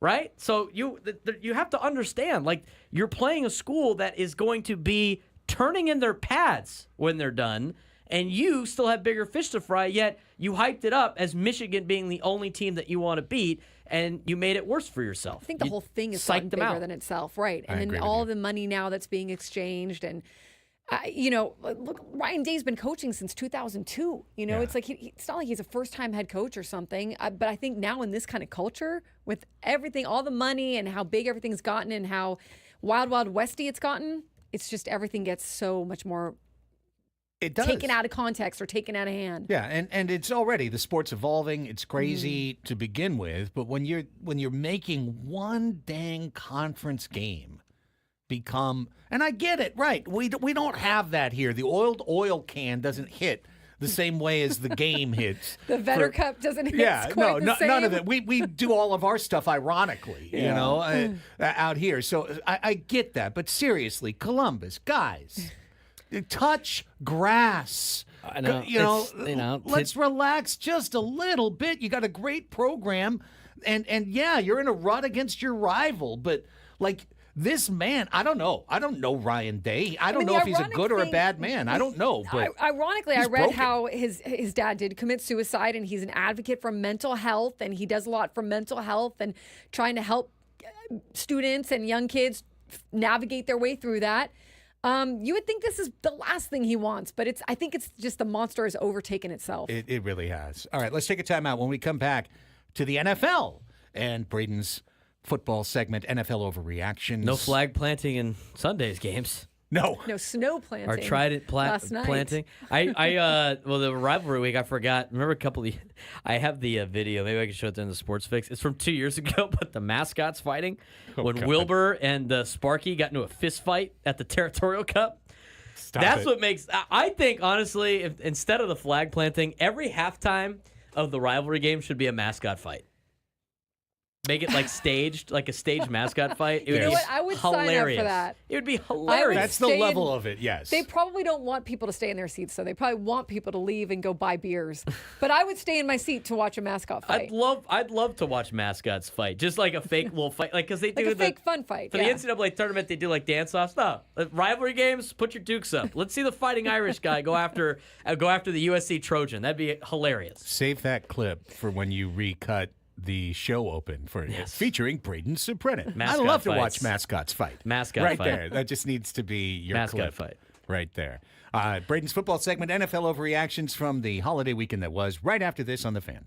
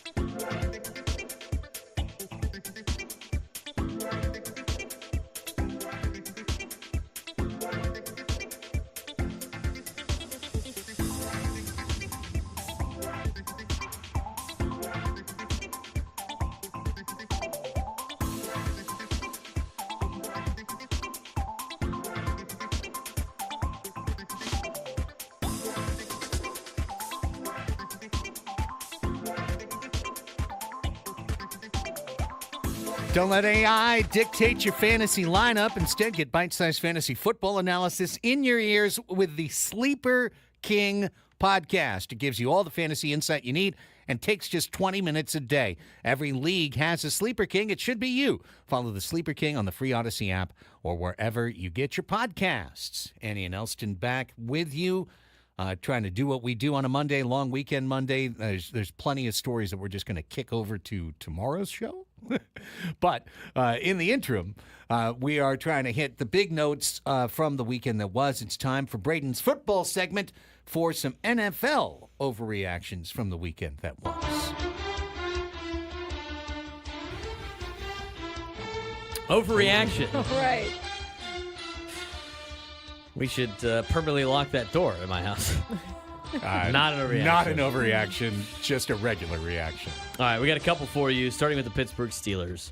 Russell Wilson of the Steelers, who put what appears to be the final nail in the 2024 Bengals coffin, tearing through Cincinnati defense all day and generating turnovers with their own defense. Pittsburgh finally put the game away with a Justin Fields run that allowed it to kneel out the clock and keep Burrow from mounting one more potential winning drive. Wilson threw for 414 yards, the second highest single-game total of his 13-year career, and 13 touchdowns. The two teams combined for 82 points, highest total in any NFL game this season, and the highest in any of the 110 games the Bengals and Steelers have played against each other all time. But in the end, it was the Steelers on top, who are now 9-3, and ensuring that they'd spend another week in first place, regardless what the second-place Ravens did against the Eagles in the late afternoon game. Buy or sell, Russell Wilson is going to get another big contract this offseason. Big? Like Denver big? No way. Define big is I sell it because I think he'll get a good contract. I think he'll get paid, but I don't think he's going to get one of those crazy contracts. He's 36. He just had a birthday a few days ago. Good fit with the Steelers. I think maybe he'll get just stay there, a few years. Yeah. He could get the Baker Mayfield 3-year, $100 million. Maybe something like that. As Dan Graziano points. I mean, that's a good ESPN contract article. for sure. I get to consider that big. He's not getting the Dak Prescott 240 at No age way. I agree. 36. Right. No way. Yeah. Right, but he could get a payday. bad. So I will buy the payday. I will not buy the statue. Also, contract. finish off the year. That's Yeah. why it's an overreaction. Let's go ahead and finish true. out the year. If he throws 2 terrible interceptions in the playoffs, no one will want him back. So Well, this next quarterback probably won't be getting a contract extension too soon. Atlanta went into Week 12 bye off a lackluster offensive performance and a loss to Denver. It came out of it with a lackluster offensive performance and a loss at home to the Chargers. Yep. A month ago, the Falcons were 6-3, seemingly poised to take command of the NFC South, but they've since lost 3 in a row to drop to 6-6. Kirk Cousins threw 4 interceptions Sunday, one of them going for a touchdown the other way. So In his bad. past 3 games, he has taken 7 sacks, thrown 6 picks, and failed to complete a single touchdown pass. The 2 head-to-head victories over Tampa gave the Falcons the slightest of cushions in the division race should they get their act together in December. But right now, their offense looks broken. Cousins is playing horribly, and it's hard to ignore the fact that the number 8 pick of this year's draft is sitting on the bench. Buy or sell, Falcons need to bench Kirk Cousins for Michael Penix Jr. sell. I sell it right now. I think you start to work Penix in more if a game is out of reach either way, like they're ahead by a lot or they're losing by a lot. You start to give him more playing time, just like the Bills did last night. But I think that you keep Cousins in a little longer. How much money did they give Kirk Cousins? It's a lot. Too much. And if they cut him, they're not going to be able to build around him. Yeah. It's a little bit of a messy mess. No, this is why you don't sign the quarterback and draft the quarterback at the same time, because this is the downside risk, is that now the veteran quarterback has 3 bad games and everyone wants to go to the rookie. You Who's have to start, probably not ready yet. right, but you have to start planning for the future. I think you got to start getting him And what you could have more done. reps, but more Wha- experience. But What you could have done is you could have drafted a lineman instead of Michael Penix Jr. it's true. And you could have helped the interior. And Yeah. maybe Help Kirk Cousins. Kirk Cousins is not getting his ass kicked. Because Cousins did help them get to this point where they're at right now, of Yes. course. But He yeah, looked exactly. awful, though. Kirk Yeah, I know, Cousins is it's Kirk not going well. Cousins. Right. You're right. Like, don't we know Kirk Cousins is a known commodity? He's going to have really bad games. And really good games. Right. But he's going to be. He's going to throw horrible interceptions and pinpoint touchdown passes that he wedges in between 3 guys. Right. That you're like, how the hell did he get it in there? Because he keeps trying, and And you're like, sometimes he Kirk misses. Cousins. He's Right. one of those And then you're like, quarterbacks "Oh, Kirk that you Cousins." could definitely win with. But he's not going to be the guy that's going to carry you. He's one of those mid-tier quarterbacks. You need to support him a lot, right? You need to, and they did not do that in the draft. Yeah. But yeah, you got to keep rolling with him, because what happens if Michael Penix Jr. goes in and he sucks? What happens exactly? Because he gets sacked 1,000 times. and you're at the top of the division narrowly, but you're at the top right now. I mean, Let the veteran handle it. yeah. Eagle right. time. Eagles. Saquon Barkley ran up a cool 107 yards, 23 carries for the Eagles' victory over the Ravens on Sunday, icing the game with a 25-yard touchdown in the fourth quarter, as he becomes accustomed to doing. He also caught 2 passes for 10 yards. Those are somewhat pedestrian numbers compared to what he had been doing lately, but rushing yards up to season total to 1,499, which puts him on pace for 21-23 if he plays all 17 games. The NFL record is 2105, set by Eric Dickerson in 1984.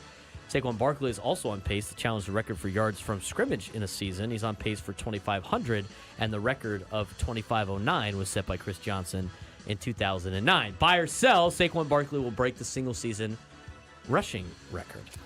You know, can I be pedantic for a moment? Those are 16-game records. This is where I stand too. I don't like the whole 16-17. Yeah. He gets an extra game. Eric Dickerson ran for 2,105 yards in 16 games. Right. So what Barkley does in It should be 16 16. games is what I would count against. You give him, if you gave Dickerson another game, he probably would have ran for 200 more yards, and then the record would be 2,300. So, you can miss me with the breaking of the record. You can tell me he set a new record that is individual to 17-game seasons, and I'm all for it. But you can't tell me he breaks Dickerson's record unless he does it in 16 games, in which case he did break it. I'm on the same page. Set a new 17-game record. Saquon's amazing, but I don't think he breaks Dickerson's record. I think he might be able to, because Everybody's gone to a cover 2 to try to slow down the passing attack in the rushing game. But does he do it in 16 or do you count it as 17? I think he could do it in 16. Okay. I mean, if he does it in 16, that's amazing. Well, then hats off. He might be able to go out there and wreak some havoc on the ground. Again, everybody's so worried about the passing game, right? In this day and age of offense. Yeah. And so now it's we're back to the passing game went really high because everybody tried to stack the box and stop the run, and now all of a sudden it's starting to teeter back to a lot of teams are going to be running the ball. Yeah, the ground game. 27-20 win against the Giants on Thanksgiving. Dallas has beaten 2 division rivals in a span of 5 days. Congrats. Improved to 5-7 with 5 games remaining. Edge rusher Micah Parsons is back. Keeps saying the Cowboys can still make something happen. And I guess that's technically true. And while they won't be catching the Eagles for the division lead, they open Sunday just 2 games behind the Commanders, whom they beat last Sunday for the final wildcard spot in the NFC. If the Cowboys run the table and finish 10-7 and sneak into the postseason, that could lead to an extension, maybe? Cowboys team owner Jerry Jones said in a radio interview, oh man, that's not crazy to think McCarthy, whose contract expires at the end of the season, could get an extension and be back coaching Dallas in 2025. Mike McCarthy can still save his job as the Cowboys coach, yes or no? No. Buy or sell? No.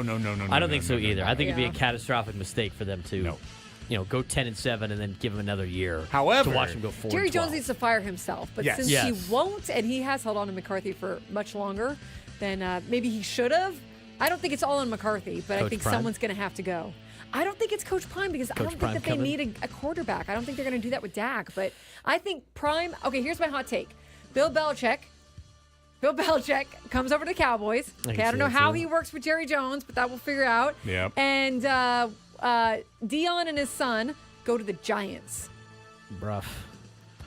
I What can do see you that think? happening too. I The could. only reason why I think the Cowboys get Dion is just because More like the Jets, though. The Jets are so Is it messed the Jets, up. maybe I'm They're thinking of? they're All such right. a badly run It needs to be a badly run organization. Giants are run much better. No, not a lot better. That's But true. Goes to that New being York. said, I always say that people always go like, "Well, Dak Prescott got but we're talking about Jerry Jones here. He does some outlandish That's things. true. It's not from And it's a from a splash. logical standpoint, everything Annie said is spot on.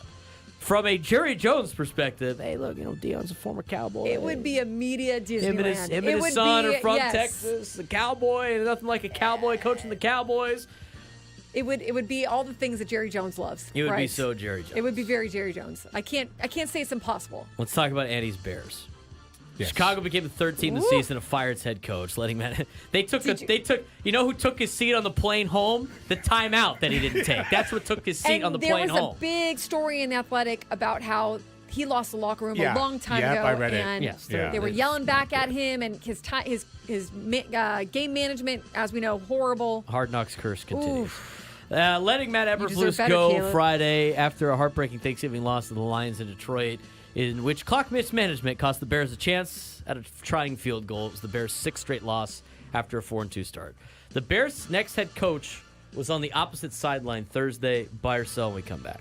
Okay. We'll buy and sell it when we come back, but we'll also do the 12 o'clock sports fix when we come back. With all the sports news of the weekend that was, stay right here, friends. Halfway home on the Monday edition of Annie and Elsten. Fresh out of the Thanksgiving weekend and back with everything for you next.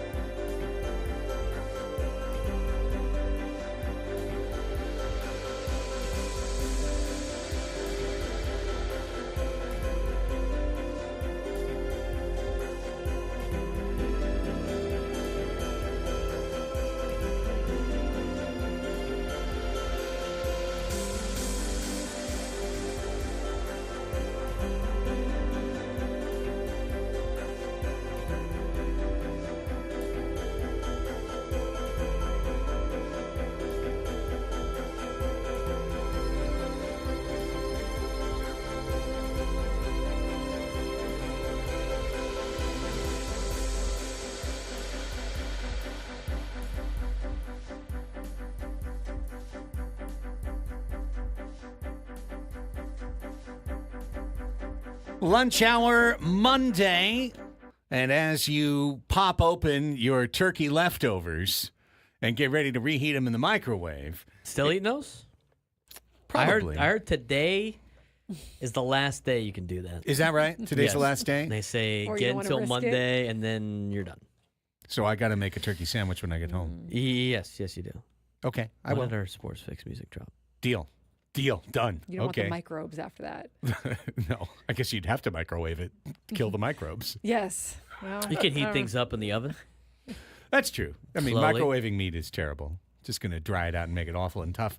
Nonetheless, with that said, and certainly many of you are eating your leftovers today, nonetheless, we bring you all the sports news of the day. It's time for your 12 o'clock sports fix, our 12 p.m. fixture on Annie and Elsten, and it will start with Annie's voluminous baseball report. So much Well, going right on. now, the only thing really happening is in Los Angeles, whether it's the Angels or it's the Dodgers. Right. So right now it is the Dodgers. 3 months after the Dodgers traded for Tommy Edman at the deadline, they signed him to a 5-year, $74 million contract extension over the weekend. The 29-year-old La Jolla Country Day super utility man is a player the Dodgers had coveted for some time before the season, according to reports. His new deal runs through 2029 and reportedly, shocker, includes some deferred money and a $13 million club option for 2030. I mean, congrats to him because he is a San Diego product. Sure. But yeah. Yeah. Okay. The Mets and free agent right-hander Frankie Montas have reportedly agreed to a 2-year, $34 million deal that contains an opt-out clause for him following the 2025 season. He wasn't that good last year. Yeah, he's going to earn $17 million in both the 2025 and 26 seasons. The contract will become official when the Boris Core client passes a physical. The Cubs have agreed with left-hander Matthew Boyd on a 2-year deal that will guarantee him $29 million. Per Wow, report from really? John Heyman of the New York Post. The numbers, this is giving you an indication, right, of where the numbers are at. Yes. The deal includes $1 million in performance bonuses that could take the total guarantee to $30 million over 2 years. He is also represented by the Boris Corporation. They are getting a head start this year. The Padres signed outfielder Oscar Gonzalez to a minor league deal over the weekend. He has been assigned to AAA El Paso for now. He'll probably receive an invite to Major League Spring Training. 27-year-old had a good year with the Guardians in 2022, but his performance dipped in 2023. And you said he was just minor leagues last year, right? Yeah, Okay. nothing but the minors. Shohei Ohtani wants his former interpreter to hand over hundreds of thousands of dollars worth of baseball cards he says were fraudulently bought using his money. The Dodgers star is also requesting that Ippei Mizuhara, who previously pleaded guilty to bank and tax fraud for stealing nearly $17 million from the unsuspecting athlete, it is reported.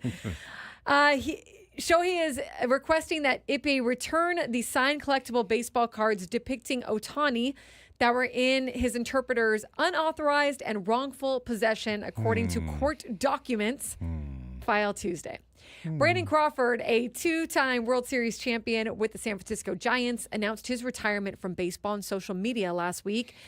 A 3-time All-Star and 4-time Gold Glove winner, Crawford left his mark on the Bay Area during 13 seasons. In June 2021, he became the franchise's all-time leader in appearances at shortstop. He broke a record held by Hall of Famer Travis Jackson, also had the 3rd most hits by a shortstop in franchise history. And finally, the price of the Las Vegas Athletics Stadium has skyrocketed to $1.75 billion. $250 million more than originally estimated due Everybody's to surprised. inflation Oh, wow. and the addition of 70,000 square feet of ballpark features, which apparently is like new suites and things like that. Okay. New elements also include upgraded general admission spaces and player amenities, and the A's Las Vegas ballpark will be the first in Major League Baseball to offer under-seat cooling. Like, I guess like when you're driving in your car and you have your yeah. You have your seat warmers and your seat coolers.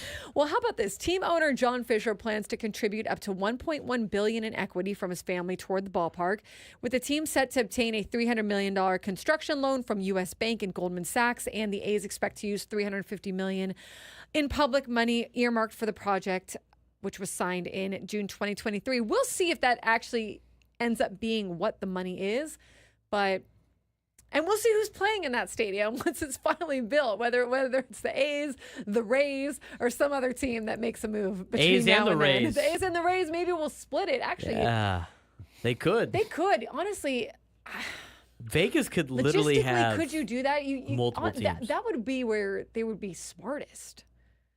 Yes, I agree. They'd be And the most you just intelligent change the if colors they. based on who's there. John Fisher is a blight on baseball, but can we tell you about our butt cooling seat amenities?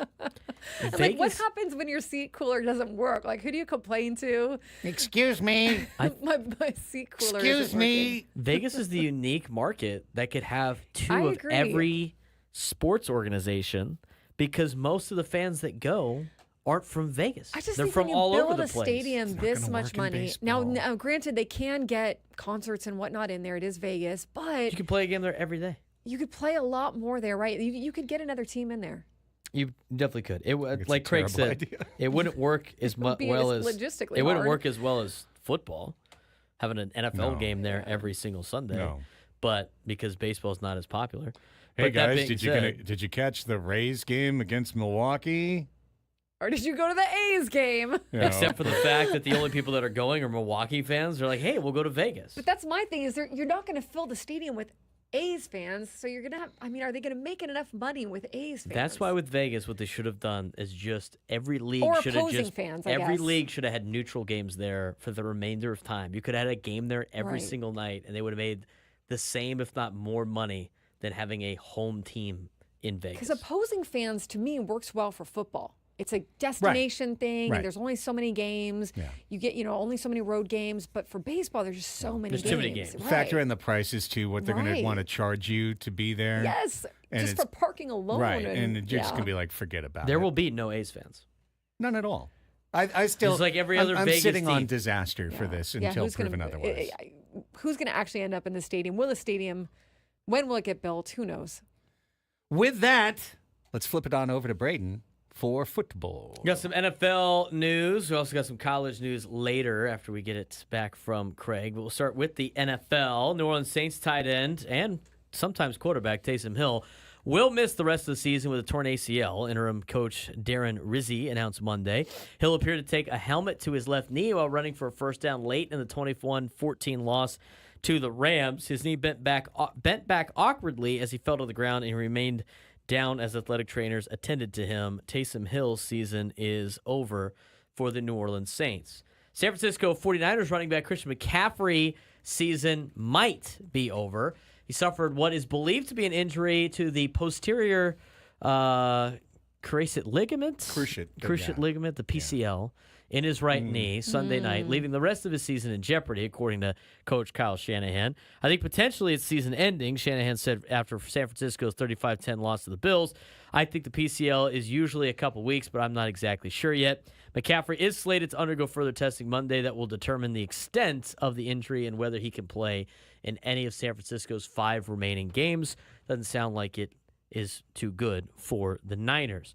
Third year, Pittsburgh Steelers wide receiver George Pickens. Man, is this guy just a walking meme?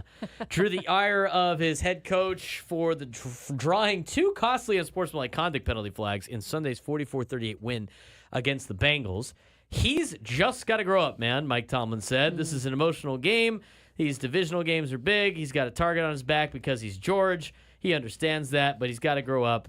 He's got to grow up in a hurry. Pickens, who was also involved in a scuffle with the Browns cornerback Greg Newsome II during a Hail Mary attempt last week, led the Steelers with 74 receiving yards and 3 catches with a touchdown, but he drew 15-yard penalties after 2 of his catches. He also punted the ball into the stands after scoring a 17-yard touchdown in the first quarter, a celebration that could earn him a fine from the NFL.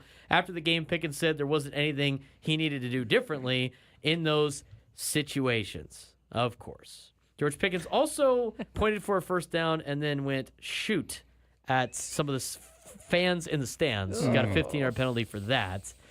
That guy is a walking meme. Yeah. He is a walking meme.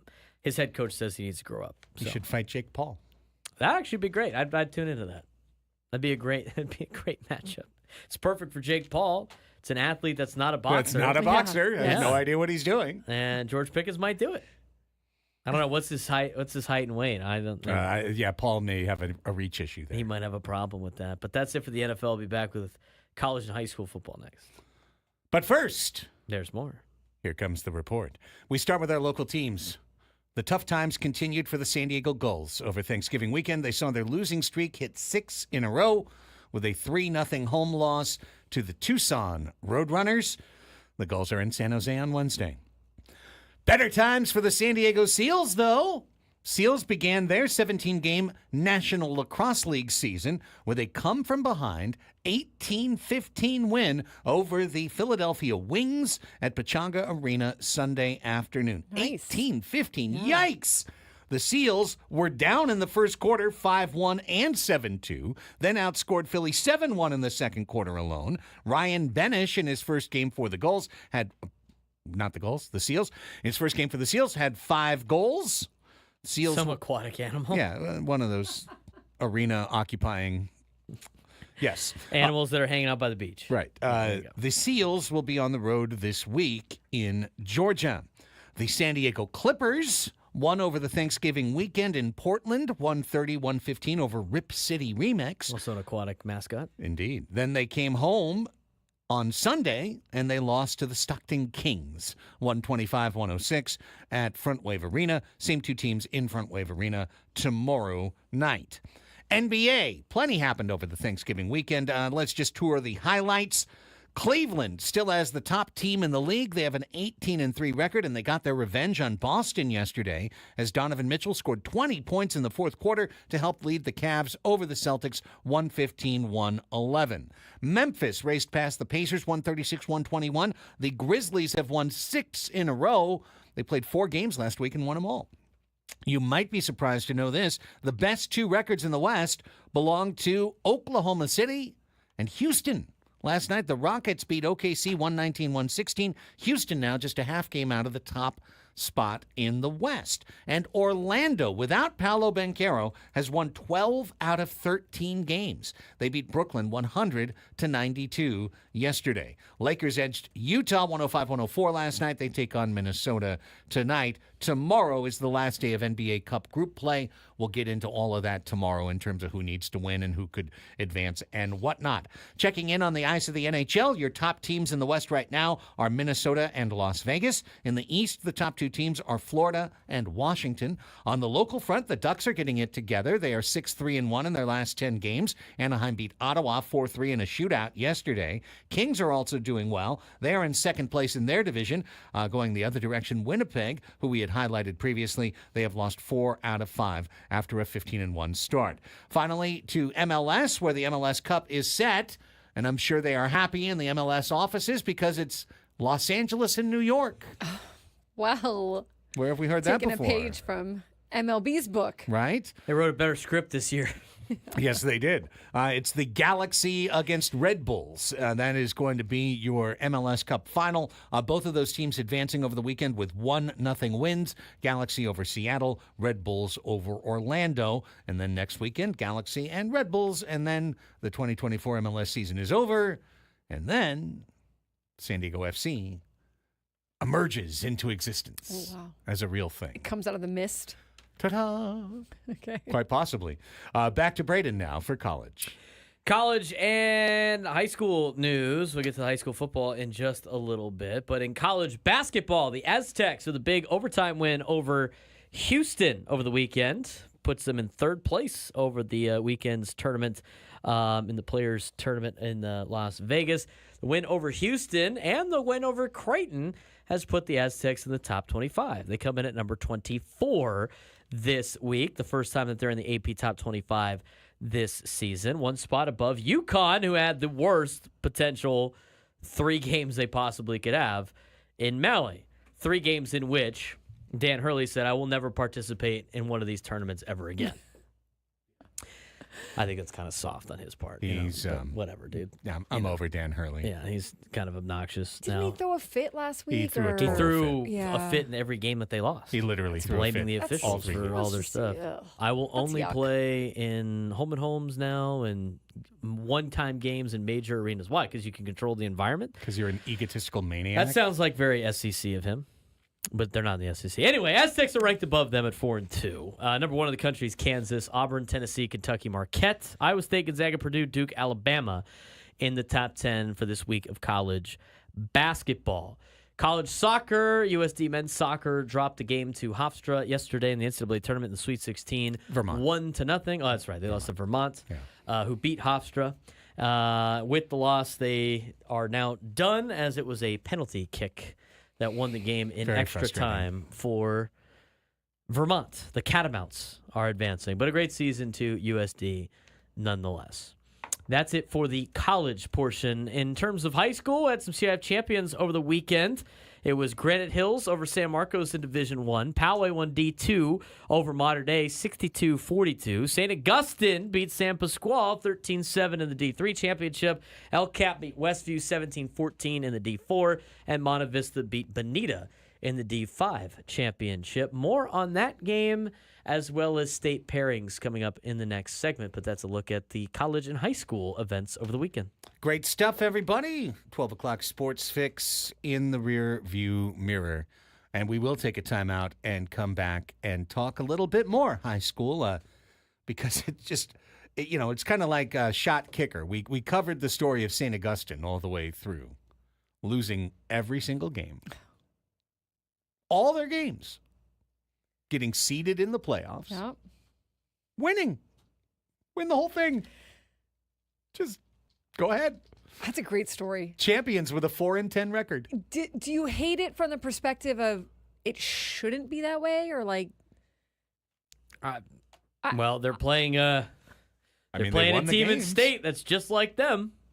Like, should you lose every game and still get seeded is what I'm asking? Or Well, the computers won this year. Andy. Okay. Well, there's Congrats to St. Augustine. I love it. There's been a lot of controversy that have been trying to extinguish on the America's Finest Football Show, which we'll have our final episode tonight. I'll check that out. But we will explain when we come back. Let's take a quick time out and get back to it. Annie and Elsten, San Diego's #1 sports station, is 97.3 The Fan.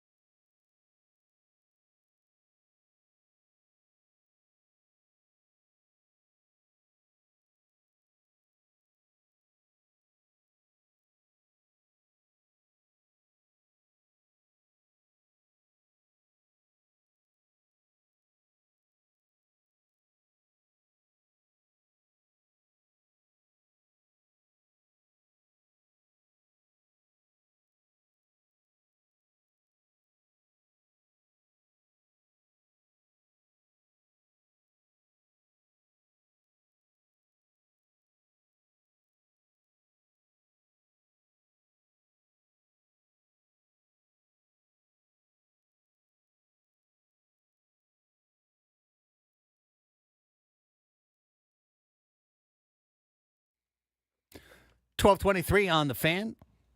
Annie and Elsten here with you. Hope you enjoyed the Sports Fix.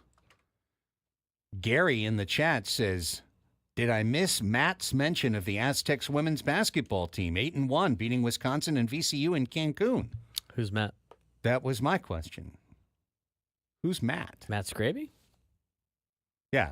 Was Matt supposed to come in during the I guess 12 so. o'clock sports? Is he our women's basketball correspondent? Wouldn't that be Ello? Yeah. Yeah. You're gonna have Wouldn't to it wait. be Ello? You're going to have to wait for Ello. Like, he was in Cancun. Although that's amazing. That's awesome. No, I it's love great. that. Yeah. No awesome. diss to them. That's tremendous. Awesome win. Yeah. No, it's tremendous and outstanding. Is this Maybe the time? Scraby's supposed to be. Ello's not going to come in at noon. Maybe Scraby is supposed to come in and. Is this the time where I have to remind Give the people report. that I cannot give the report of every single college, university, like every university in town sports teams? Otherwise, we'll could still try. be going. It won't. We won't be able to have a clock integrity Monday. We wouldn't have If enough you clock do that. integrity anything. Hey, well, you know how the track and field team did at San Diego State, and then Point Loma Nazarene and be like, well, you didn't talk about our team. Right. Hats Hey. off to them, by the way. Their women's soccer team Yes. did really well. Yes. Really well. It's, I just feel like people get so, like, irked. Why didn't you say anything about I didn't say anything about USD women's basketball team either. They got swept this weekend. I mean, What about Cal State San Marcos? That's right. They're a D1 school, or they're a D2 school, right? Yeah. What about? We do the best had we can, we had gang. St. Catherine. They're not around anymore. What about San Diego City College? What about the JCs? I do have people email me like, well, what about Grossmont College? Look, if there's something special that the school's done, like Palomar reached out to me about their new stadium, Or like a title. and Grossmont was in the playoffs for Yep. college football. Yep. Go for it. Send it. I will report it. But I am not going to keep it because you know what's going to happen after that? Well, our youth Little League teams had some games this weekend. To report the. Well, the Report San the Diego scores. curling team That's right. just had a big meeting in Escondido at the Isoplex. What about the rugby sevens at USD? Well, you know what? There's a lot of club teams out there you could do. In other words, there's a gigantic sports world out there, and we do the best to give you 15 minutes of it every day at 12. And, sometimes not every single thing, but usually most things. But Which is more than anyone else is giving you. put it in the chat, send it in a Thank you. request. Yes. And yes, thank you. And so we do get a mention. when And we do can. know that the full report of Aztecs women's basketball will come from the voice of Aztecs women's of Aztecs basketball women's coming basketball. up at 2 o'clock, which is Chris Ello. Did you know you can listen to 97.3 The Fan with your smart speaker? You can. Ask your device to play 97.3 The Fan. Give it a shot. Boom. Liner read. All right, continuing our tour of the sports world that was. Let's talk high school football for a minute. I'm literally hung up on the Frankie Montas and Matthew Boyd news. Like, you delivered that hit me like an anchor. Oh, That yeah. happened this morning, I didn't was it? just looking at Boyd's numbers for last year because He was like, okay. He came at the end of the year. He was hurt. Right. He pitched pretty well in the playoffs. He was hurt. He had 8 games. 8 games Oh, you can send us a voice message, too. Forgot about Yes, send a voice message. in the Odyssey app. that. That's right. Do we have any today? No. Sad. 2 years, $30 million for Wait, Matthew am I looking Boyd. at the right? Then you've got Frankie Montas, who pitched to an almost 1.4 whip last year in Cincinnati. And he gets $17 million a year, 2 years to go to the New York Mets. And, the Mets paid similarly for Luis Severino last year, and he wound up having a decent year like they did with Sean Manaea. But, you and I, Annie, I remember last January talking about, okay, here's where the free agent market is. All these D-grade starting pitchers are getting $14 million. The Padres probably can't afford to pay that. The answer was, that's right. They had to trade for Michael King and Dylan Cease instead. And what I'm seeing from this, if Matthew Boyd, who was one of the guys that we looked at, here's an E-tier free agent. 0.9 WAR. Yeah, that maybe year. the Padres could get on a make-good deal. Yeah. We're not playing in free agency this winter. He returned in August from Tommy John surgery. So, yes, he was injured. He had an 8-start run. It turned in a 2.72 ERA. Boyd did with 46 strikeouts, 13 walks. Helped the Guardians starting staff for sure, but exactly. That's the numbers that going. I mean, look, this is a guy that's been in the league for a while. Not saying he doesn't deserve it, but just more that the numbers are high just to get in the arena, just to get just to play in the playing field. It's insane. You've got to be able to get some cough up some money here. Which is exactly why Craig and I have said, in order for them to compete, they're going to have to be over the luxury tax or start parting ways with a lot of players. Yes. I mean, you'd have to get rid of Cease and Arise and Cronenworth to account and Suarez to bring in 2 pitchers. If that. That's to get two Matthew Boyds. Because Matthew Boyd's getting 14.5 a year. I mean, isn't that what Cease is going to get? And who wants 2 Matthew Boyds? Yes. Not me. That's not the kind of Costco deal I'm trying to pick This up. is his 10th year in the league for Boyd. I mean, a 4.85 ERA over his career. Trading away a Rise and Cronenworth and maybe a Cease to bring back 2 Dylan Boyds or Matthew Boyds. It makes no. You're losing. That's a losing deal. Can I go back to the statement I made a week ago that the Sasaki situation is like the most important thing for the Padres in the 2020s? That if they get him, it is a decade-changing move? This is why you can get a 23-year-old kid for nothing, for $750,000, or you can spend $17 million to get a starter with a 1.4 whip, or you can spend $15 million to get a starter with a career ERA of 5. Imagine that. We have made college sports pro sports and pro sports college sports. We're basically recruiting Sasaki to show up because all things are equal. Yes. So we're trying to recruit him to come to San Diego to play based on our amenities and certain players on the team and all this other stuff. And in college, Texas Tech's receiver is going to leave for bigger money because he wants $6 million. We have flipped college and pro sports. It's amazing. I was thinking about Sasaki last week and how when the Dodgers signed Snell, it seemed like, well, Sasaki, why is Sasaki gonna want to go to LA? Like, there's so many pitchers there. But I also thought about it from his perspective. If he knows has some growth to do, he also would be able to go to a team, whether it's the Dodgers or someone else, and maybe not be thrown into the fire as a starter that they depend on right away to be like a top 3 guy or whatnot, top three or 4 guy. What does he want, though? But that's the thing that you don't know, right? Exactly. Like, is it being sold to him as like, hey, you're coming in, like, we have a 6-man rotation, you won't have to shoulder the load of the pressure maybe in your first or second year in the big leagues, and then by the time so-and-so's gone, because you can let go of pitchers, especially for the Dodgers quite easily, then we're going to kind of graduate you up more towards the top of the rotation and whatnot. Or maybe he would want to go to a team where he is thrown into the fire right away and he's part of a big presence inside the rotation his first or second year, So it's so hard because we don't know what he wants. Yeah, I mean, that's it. It's a mystery box, so we can we can fill it with whatever we want. But it's going to open, and it's going to have some team hat in it. And if that team hat is brown and gold, it just changes the whole decade because it gives the Padres a prized asset. And I don't think that San Diego would be like, hey, Roki, you're here, now you're our ace. They're going to be like, no, Dylan Cease is our ace. Michael King's our 2. Yu Darvish is our 3. We're asking you to be our 4th starter. Yeah. And we're going to bring you along. We're going to nurse you. We're going to, we're going to train you in our ways and means, and all of that. I'm sure all of that is part of the pitch. Point being, nothing more important can happen for the Padres because we're ballers on a budget, and this is the best budget signing possibly available, like almost ever. So short of Shohei Ohtani. A lot of teams you're competing with for Sasaki are starting to sign pitchers. Right? Almost like they're like, I don't think we're gonna get this guy. Let's go. Let's pivot. But the money, the pricing for them, if that's what it's being set at, it's going to price out a lot of teams in terms of, or it's going to price out probably like half the teams, right, in terms of being able to go out and get big guys. Well, one continues to buy everybody on the market. With the time we've got left in this segment, Braden, let's maybe tip the cap to Alexander Villanueva, our new 3,000-yard high school rusher all time. Yeah, Monte Vista was able to beat Bonita Vista as the 12 seed, sneaking into the playoffs because Rancho Buena Vista, too many Vistas, decided not to be in the postseason. And what they did was they beat the number 5 team in Division 5, then the number 4 team in the Division 5, then number 1 in Division 5, and then they beat number 2, Bonita, on Friday or Saturday, 38-21.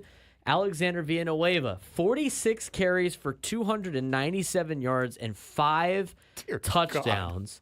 Put him at 3,006 yards this season, which passed Dylan Baxter. I remember him. The former Mission Bay Buck for most ever in a single season in San Diego. He had 2,974 rushing yards in 2009 as a quarterback.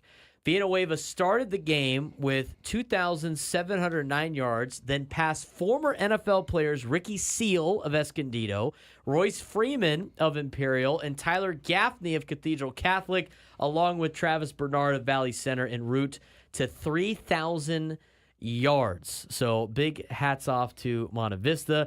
They beat Bonita. El Cap beat Westview 17-14 in the D4 playoffs. Saints over San Pasqual 13-7. In D3, Poway beat Mater Dei 62-42, and Granite beat San Marcos 42-25. Sets up some pretty important state pairings for San Diego teams. 2 of these games will be on TV. All right. On Spectrum Sportsnet LA. Oh. Good luck if you have any. If they There have was a that big channel. article about how they televise the high school football games in the LA Times in LA, and how big of a production, like how much it means to kind of it's be able awesome to do up that. there. And like, Oh, yeah, yeah. and it was kind of a bummer to read that and remember, man, I wish that they were televised more. Go Go ahead, Braden. They do a really good job of They got like 4 or 5 that they do a week. I Right. mean, obviously their section, the southern section is a lot bigger, right? So there's Yes. a lot more resources. It And is then- LA, there's a lot of stuff that you can do. Right. But I'm pretty sure they're either on the Dodgers or the Lakers channel for this weekend. But it's Yeah. going to be Friday. You got 2 games, one of them being here. Newberry Park, who went 14-0 and have a quarterback that is committed to Florida State, standing in at 6'5", 205 pounds. He's going to come in and take on the Lincoln Hornets, who are favored by 1 in the Division 1 AA. That's the highest level you can be behind the big boys of Mater Dei, Santa Ana, and De La Salle, which that game's going to be an ass kicking. I mean, Mater Dei is going to win by like 42 points. And Lincoln has their own 6'5" quarterback. That's right. Who's committed to a D1 He's committed school. to Oregon. Newberry Park's quarterback is a junior. Achilles Smith is a senior. That game will be at 8 o'clock on Friday. An 8 o'clock start. 8 o'clock? It's for TV. It'll be on Spectrum Sportsnet LA. Steve Quiss usually does those games, so I'm curious to see if Quiss is doing that game or not. I was just going to literally ask almost as a half joke as he Quizzer doing the game. He usually does, so we'll see if he's doing it. That game will be at Southwestern College. Winner of that game will take on Folsom at Pittsburgh from the Northern California. Both of those schools are very, very good. Again, this is the second highest level. So how it goes is open, Division 1 AA, Division 1A, 2 AA, all the way through. In Division 5 AA, El Cap is hosting Silverado from, I think, Victorville. El Cap is a 5-point dog. That game will be at El Cap Friday at 7:30, not on TV. They will play the winner of Acalanes and Carmel. I just know that Acalanes has their logo, looks like the Arizona Wildcats. And Carmel from, the city of Carmel up there in the Bay Area. Division 1A, Granite Hills, they got a tough one. They're going to go up to Huntington Beach to take on the Edison Chargers at Huntington Beach High School. Edison's a 5-point favorite. That game will also be on TV. That will be Saturday at 7 o'clock. For the Granite Hills Eagles and the Edison Chargers, also on Spectrum Sportsnet LA. They will play the winner of St. Ignatius at Central, who Cathedral played this year, St. Ignatius. Their tackles going to Texas. Division 3A, Rio Hondo Prep. I have never heard of that school before in my Rio life. Hondo Prep. That's a California school. That is. That's a Southern California school. Sure coming down to play Poway. That game will be Saturday at 6 o'clock. From Arcadia. Yeah, okay. They're called the Cares? Cares? C-A-R-E-S? Or They just- K-A-R-E-S? I don't even know. I couldn't even tell you what Cares? that mascot Care is. Bears. Yeah, maybe they're the Care Bears. They'll play the winner of Vanden and Pleasant Valley. Division 4A, St. Augustine, who, as we mentioned, 0-10, won 4 straight games, won a CIF championship. They will be taking on St. Pius X, St. Mark something. It's very long, so they just go by St. Pius X, who did the exact same thing. They went 1-9 this season, made Amazing. the playoffs, won 4 straight games, and now they are in a state championship. And they're game. against each other? And they're playing each other. Okay, well, that evens Perfect. it out a little bit more, Right. right? Yeah, Perfect. so they did a good job pairing that one. That will be Saturday at 6 o'clock. St. Pius X is a 2-point favorite. 5-9 St. Pius X hosting 4-10 St. Augustine. One of those teams will be in a state championship game against either Kerman or Sonora. Division 6A, last one for San Diego teams. Monte Vista will be hosting Pasadena Saturday at 6 o'clock. Pasadena is a 9-point favorite. We'll see what Villanueva's got up his sleeve. Yeah. Coach Ron Hamamoto, by the way, one of the all-time head coach winners, won his 236th game over the weekend. That puts him 5th all-time on the all-time list. If Ron Hamamoto and Monte Vista win the next 2 games and win a state championship, he'll be tied with Benny Edens, the longtime Point Loma coach from 1955 to 1997, with 238 career high school football wins. So we'll see what his running back and himself have in store for Pasadena. That game again Saturday at 6 o'clock. Winner will play Somerville at Sacred Heart Prep. Those are the 6 teams for San Diego competing in state. We'll have a full breakdown of that tonight at 10 o'clock Nice. on America's Finest Football Show. Great stuff, Braden. Best of luck to all of the kids. And that was a trip down memory lane, man. I mean, I definitely announced games involving Ricky Seal and Tyler Gaffney and Travis Bernard. And Dylan Baxter? Yeah. Remember that name too? Yes, no, absolutely. I feel like I actually did a Dylan Baxter game too, and I remember him very well. They played in the stadium. Yeah. Mission Bay played in the D4 championship that year. So great stuff. Great stuff. Congrats, Alexander Villanueva. Those are some real names in San Diego high school history that you're passing. I mean, Gaffney, dude, that guy was an absolute beast for the Dogs. Tyler was a man playing with the boys. Let's take a time out. When we come back, it's time for today's silly game. And guess what? One more week for our grand prize drawing. We've actually had a couple of questions saying, was the grand prize drawing done? Has it taken place? Did I win? And the answer is no, not yet, because it started a week late in November. Apparently, there's a set amount of time for these things. Yes. So we're going to go one more week. And that means that whoever can beat or tie Annie Heilbrunn in the game of ridiculously easy trivia known as Anybody Knows All right. could be our winner and be qualified for a chance to win our grand prize, 2-night stay at Westgate, Las Vegas, 2 tickets to Soul of Motown, and a $150 food and beverage credit. We're opening up the lines right now. Hang on, I need the... Ring the bell. It's official. The lines are open. They're open now. This is connected to technology. I believe it. Leave a voice message. 833-288. Has anyone left a voice message? We did. We got a had couple 2 Oh, we did? on last Wednesday, week. Yeah. Leave voice messages. Please leave voice messages. Yeah, I did all that training. We might as Yeah. well, get some use out of this on the Odyssey app. 833-288-0973. 833-288-0973. If you call up, we're going to throw you on hold, and then Braden's going to pick a contestant. We're going to come back and play Anybody Knows next on The Fan.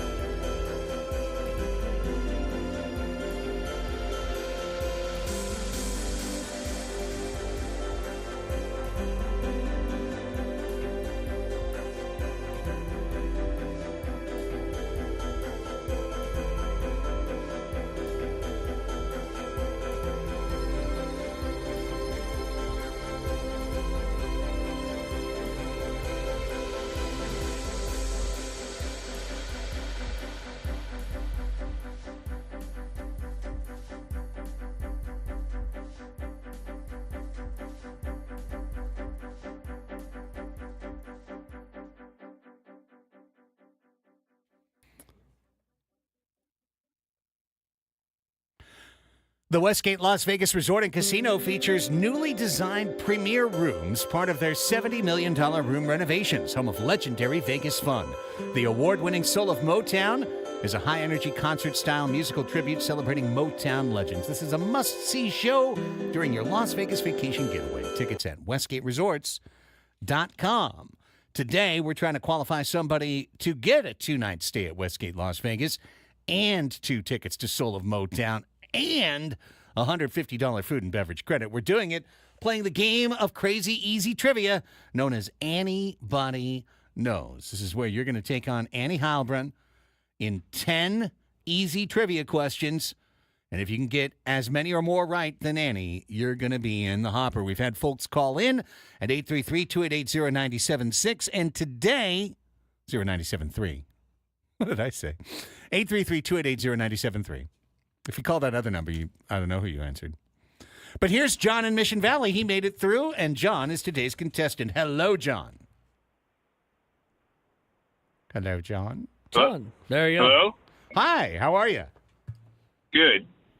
Tell us a little bit about yourself before we play the game, John. It's good to have you here. Well, I'm actually from Escondido now. Or I'm in Escondido, but now I work for a beer distribution company in town. So. Nice. Well, I'm glad you're keeping the suds flowing and moving properly, John. The game is called Anybody Knows. Here's how it works. Braden is standing by. He's got a trivia card with 10 questions on it. Once he reads the first question, you're going to have 60 seconds to get as many of them right as you can. Then Annie will come in, get the same quiz, and we'll compare scores. If you tie or beat her, you win. The only catch you really need to keep in mind, John, it's Anybody Knows. It's the game of easy trivia. So don't stump yourself by overthinking a question. Think for the most obvious answer. It's usually right. With that, I wish you good luck and turn things over to Quizmaster Braden. All right, John, you got 10 questions to answer in a minute span, and whoever's got the most answered correctly will win today's contest. We'll start with question number 1. Spell aardvark. ARDVARK. Starts with 2 A's. 2 A's. That's in not aardvark. easy. It's not. I'm already in protest. AARDVARK. Annie may get that wrong, too. We'll find out. I thought this was supposed to be easy. Yeah, all right. Here we go. Question 2. What's worth more, 5 3-point baskets in basketball or 2 touchdowns plus extra points in football?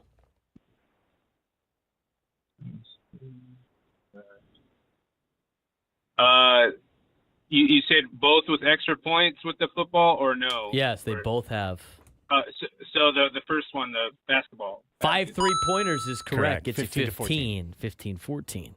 This little fly feeds and reproduces on overripe fruit. Fruit fly? Fruit fly is correct. Yes, sir. When you're considering buying a car and you take it around the block to try it out, it's called a what? Test drive? Test drive. Being engrossed in whatever you're doing, also what a towel did to the water. Huh? Being engrossed in whatever you're doing, also what a towel does in water. What does it do to the water? Enamored? I have no idea. That'd be absorbed. Okay. Absorb. Tiny fish, heavily salted and served on pizza and in Caesar salad dressing. Sardines. Anchovies. Anchovies. This big tank allows you to have hot water, hot shower. Hot water heater. Yeah, Water heater. correct. This person plays the ebonies and ivories for a living. A pianist. Pianist. What's good for the goose is good for who? Gander. The gander. What is the past tense of rise? Arrive, you said? What is the past tense of rise? RISE. Rise. Rose? Rose is correct. All right, 7 out of 10, John. This is one of our harder cards. There really was. I think it's the hardest one we've ever had. Hardest one we've had. All right, John, we're going to put you on hold. Here comes Annie Heilbrunn back in the studio, blissfully unaware Of how difficult this is. of John's quiz and the questions Is today within. a hard card? It's Well, not easy. Let's. Why are you picking these, Brady? I picked it out of the stack. It just came out of the stack. Easy. Hey, Let's you know see. what? You gotta Let's start see your with Monday question off one. right. Question one will set the tone. I All believe. right. Okay. Spell aardvark. Aardvark. Aardvark. Aardvark. There Who you said go. it was hard? Who said it was hard? Spelling bee champ at Valhalla High School, Annie Halbrin. I was in like a spelling bee champ in middle school. Oh. Yeah, how about that? How What's about that? what's worth more in sports, Annie? 5 3-pointers in basketball, or 2 touchdowns with both extra points made in football? 5 3-pointers in basketball, Yes, or 2 touchdowns. with extra points. The touchdowns with extra points. Is that your answer? Yes. Is that wrong? 5 times 3 is 15 15. points. 15. 7 times 2 is 14. 14 plus the extra point. The extra points are 7. 6 for the touchdown, 1 for the extra point. Yeah. Oh, man. This little fly feeds and reproduces on overripe fruit. Huh? Fruit fly. Fruit fly. I'm upset about the touchdowns. That's okay. When you're I'm considering thinking touchdown plus extra point. extra point, No, it's not 8 you points. get 6 I'm points. not an idiot, but it was right there. When you're considering buying a car and you take it around the block to try it out, it's called a what? A test drive. Test drive Yes, it is is. correct. Being engrossed in whatever you're doing. Also, what a towel did to the water. Absorbed. Absorb. Well done. Wow, that's a big I point didn't there get for that Annie. one. Yeah, that was a big one. Tiny fish, heavily salted, served on pizza and in Ugh. Caesar salad dressing. Anchovy. Anchovy is correct. Poor little fishies. This big tank allows you to have a hot shower. A hot water tank. Wait, a hot water heater. Water heater. Okay. Now, we would have accepted hot water tank. I Yeah, think that's that's true the same too. thing. Same thing. This person plays the ebonies and the ivories for a living. A piano player. Yes. Yes, a pianist. Also a Pianist. piano player. That's fine. It's the same thing. Piano What's good for the goose is good for who? player. The gander. The gander. I have never heard that in my life. Really? No, I have no idea what that even means. Yeah. What's You- good for the goose is good for the gander. It's like good I've for the never whole heard flock, of that the before. whole team. Yeah. What The is the team past? that scores 6 points plus an extra point on a touchdown? You're gonna be hung up on that all 7. week. Oh, it's gonna bug What is me. the past tense of rise? Of quote rise. Past tense of rise. Risen? Rose. What are we giving her, Craig? I mean, Her first answer was wrong. Okay, then be buzz. You did get it right eventually, Rose. I would have said risen too. Risen. That is the That's Rhythm, kism, Past, rhythm, or present? whatever. that's Isn't the that like past yes past future. It's not a commercial for. Start singing the song and you get the point back. oh, by a think I final know of the song. 8-7, Annie is Wow. victorious today. Who's John? I'm sorry, John. Oh, John. It's hard. Aardvark is hard. Aardvark and anchovies, all the A's, dooming John. He said sardines. It was Oh, that's close, but it's not enough. It's not the same anchovies. family. And the yeah. first one to go through is usually harder because the way the questions are worded are have to decipher Yeah. before. Call back again, John. John, better luck next time, my friend. You're eligible to call right back and play in another silly game this week. Tomorrow, we'll play Mind the Gap, and then we'll have a match game Wednesday. That's how things are going to play out. But we're right back with hour number 4 of Annie and Elsten after this.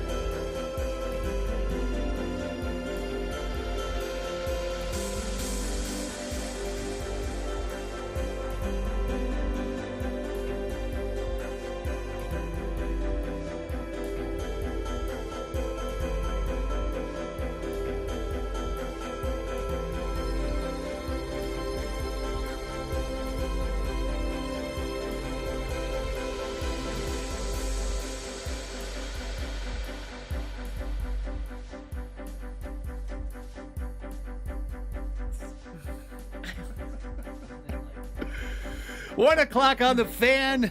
Great to be back. Annie and Elsten here with you. Your midday hang. Annie Heilbrunn, Craig Elsten, Braden Soprenet. We're posted up for 5 days this week. Next 3 weeks, rocking and rolling, locking in, getting your December lined up. And then, hey, winter meetings next week. I'm excited. Sam Levitt, Yeah. live on the scene. Where are they again? I mean, They're in Dallas, Texas. yeah. Texas. Okay. So, Deep in the heart. Sammy and Texas. What could go wrong? Pretty sure he was there last year. He was in Texas too. So. I thought it was in Nashville. last Nothing. year? That's what I was thinking. I think it was in thinking Nashville last year. Yeah, it was at the Grand Ole Opry. Oh, that's right. It was at the Grand Ole What? Opry. Then you know what? Maybe Sammy can go get on a bull or something. Or Hey, I got a lot of places that he can go That's check right, out to do all exactly. those things. You can go to Billy Bob's in Fort I've Worth, been and you to can ride a Billy bull Bob's, there. Fort Worth, yes. We can go to. There's a lot of great barbecue places that I know over there. I'm sensing a text from Adam to Sammy. Hey, while you're there, what do you think about a little social media content? Well, I'm sure Ride the that's bull. already. Oh. Six Flags over Texas might be closed. Yeah.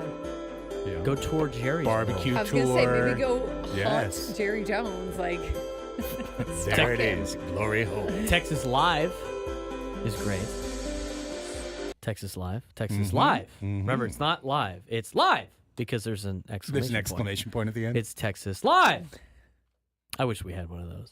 Yeah, those look fun. They talked about putting one of those in. I wish we had one of those. What would it be? In between the Charger Stadium we didn't build and Well, the they were thinking NBA about that, stadium we didn't You would build? have had to do it in Mission Valley. That Bumblebee building was supposed to be something like that. Oh, downtown. They were either gonna do like an ESPN zone or like something live. That would have been cool. Back when like ESPN zone was like super cool in the mid 2000s before they ran out of business Wait, everywhere. But it would have yeah. been great. Yeah, it would have been cool. Like, could you imagine Fine. one of those like in between like deal? It would be fun.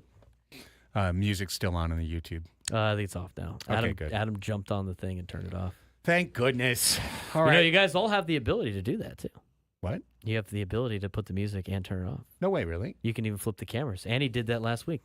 I can go solo on Craig. Annie. You could go solo on there if you wanted to. Holy cow. You could just You start have messing the with all the power. Well, you got to show me where I can do the buttons to turn music on and off. Well, it's true because Can we add a soundboard too? Can I start playing sound effects? except we wouldn't be able to hear it on the radio. They would just hear it on the YouTube. That'd be kind of funny. Actually, you could. I'm just spamming the YouTube. I could add music to it, which could just be the soundboard. Yeah. And then instead of doing pre-show, Right. you could just have it. Let's hit. But the downside is Craig would just be handing out fouls to people Correct. with a whistle. Get a whistle. Do I need to get you a whistle for Christmas? No, I'll find a whistle. I'm sure I can find a whistle sound on here. Tweet, tweet. Blow the whistle. I made a point of not bringing up the home game for a certain hockey franchise today. Yep. You didn't want a second foul? Didn't want to pick up another foul. Thought I'd start the week clean. Nonetheless, Nate Taylor in the chat wants he wants a whistle so bad, I know he does. which is Well, you and me both, Nate. which is prolonging it now even You more. and me both. Now I'm just trolling you guys. Like, yeah, well, wait. Here's some of the top stories that we've been talking about over the course of the first 3 hours of the show. Single biggest thing that happened in San Diego sports the last 4 days is San Diego State went back to Vegas and took down number 6 Houston and beat them in overtime, picked up a marquee non-conference win. I'm here to tell you that win will be one of the 10 best wins for any team in college basketball in non-conference this season. So, an incredible victory for Coach Dutcher's program on the heels of beating Creighton back on Tuesday. That means you took down 2 ranked teams in Vegas. The one loss you have is to an undefeated Oregon team that's, I don't know, did the new rankings come out? I assume they're in the rankings after winning the Players Era Festival. I thought they're 24. Oregon is 12. 12th. Oh, okay. San Diego State Never is mind. 24. That's what I meant, yeah. Yes. Yeah, so you've lost to 2 programs, one of which was ranked 3rd, the other one which is ranked 12th. Houston is now 17, but they're still in the rankings, which is great. Creighton did get votes. Yeah. Well, I mean, they lost a couple games in the tournament, so no surprise. Well, and your one loss is the team that won the tournament, as you mentioned. Right. It's a great weekend. That's a better weekend than we thought was going Yeah. to be a good weekend. Remember when you asked the question, what would a good weekend be? It was like, I don't know, split. Right. Try to Well, go I mean, 2-1? you got 2 wins, but that getting a win over Houston, that's so huge. It's a legacy program. It's a team that was a number 1 seed last year. It's a team that brought back almost its entire team. They're expected to be a number 1 seed or number 2 seed again this year. So Best conference in college basketball. right? So what that means is that win has staying power. I saw John Rothstein write that as well. He said this win carries all the way to March. Like it's a torch that you light on the good ship Aztec that doesn't go out the rest of the year. And all year you're like, well, we beat Houston. Just like last year, all year. We went to Gonzaga and won a game. And it's like you have that, and with that you have the knowledge. The Aztecs are going to the tournament. Like unless something catastrophic happens, the Aztecs are going to the tournament. They locked that up on Saturday. Yeah, it's huge. A big win for them, especially after they were kind of left for dead early on in the game and really looked like Houston was going to take it away, but fought back as Brian Dutcher teams often do and made sure to get it to overtime and then get the win. And we saw some good performances from Compton and from Coleman Jones, we haven't seen a lot of to this point. Again, Magoon Guath with the defense. And the Aztecs are a team, I think that you know they're always going to play tough. They're always going to be in that never say die mentality. But this is like you said, this is a win that gives them some credibility there. Hey, we're a team that isn't bringing back all of our starters. We're a team that has had to kind of start from scratch all over again, minus a few players. And we've already got ourselves to where we're getting a nice milestone win right there in a tournament that I thought was a really good tournament for them to be part of, and looks like is going to be good for their future as well. They're not getting it in the net rankings quite yet. They're 60th in the net rankings, which puts them potentially as a team that would not make the NCAA tournament based on the net, as we saw earlier on some of the reports. But I think that's going to change. And as you mentioned with Houston's going to be playing in a very legit Big 12 conference, and they're going to do well in said Big 12 conference. And even if they go 500, their ranking is going to be high the entire season. Right. So they're not going to fall off. Where I think Creighton, if it would have been just Creighton to hang your hat on, you'd still have a lot more work to do. But the fact that you beat Houston, I mean, Houston comes in the Ken Pom as the number 1 team in the Big 12 and number 5 in the country in the Ken Pom rankings, with Big 12 Iowa State, Big 12 Kansas, Big 12 Cincinnati. The top 25 is littered with Big 12 teams. And as we've talked about in years past with Mountain West, when they all beat each other, it was like, this is great because everybody's ranked high. Same thing's going to be for Houston. That is you can't talk about how enough about how big of a win that is for the Aztecs. And Miles Bird to be at 18 points. He had the free throws that forced overtime. Big presence out there as well. It's been fun to watch him. Yeah, I mean, this program has reloaded again. And I talked about him earlier. Guath is an NBA player. Probably doesn't jump out right away when you're watching and you go, wait, of all these guys, who's the NBA guy? It's Guath. But elite rim protection, 7 foot with gigantic wingspan, able to shoot from outside, hit critical free throws. Usually you bring a freshman 7-footer to the line at the end of the game, it's 2 guaranteed misses. It's like, and then you'll see the stats pop and they'll go, oh, he's a 34% free throw shooter. No, this kid was shooting in the 70s, and he hit critical free throws for the team. He made himself available within the offensive set to get fouled in that critical last possession. So he's engaged, he's present, and he is changing elite players' shots on the other side of the floor. As long as he stays out of foul trouble, this kid is an impact player for San Diego State going forward. So much so that if he really did develop, and you get to the end of the year and he's averaging like 11 points and 8 rebounds, but he leads the league in blocks, he'll be a draftable target. Yeah. By an NBA team, and they will. They'll take care of that. So all of this without Reese Waters.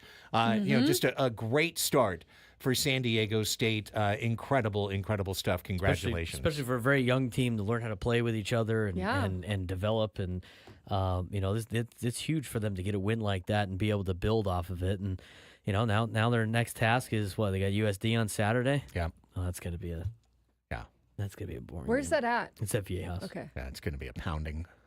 I mean, because the Aztecs are really, really good.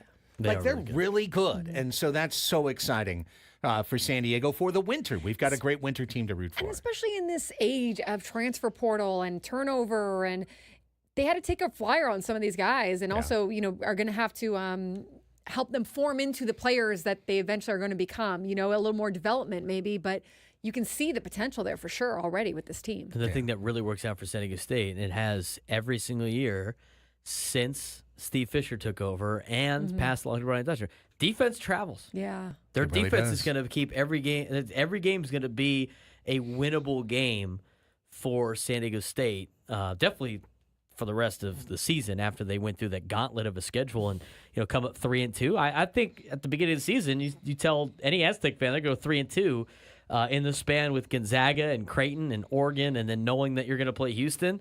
I think most Aztec fans would sign up for that, knowing it's going to be a pretty good year. And you know what? UCSD is pretty good too. They are. They push San Diego State pretty hard. You start to realize it's like one of those things, like you figure it out over time. You know what I mean?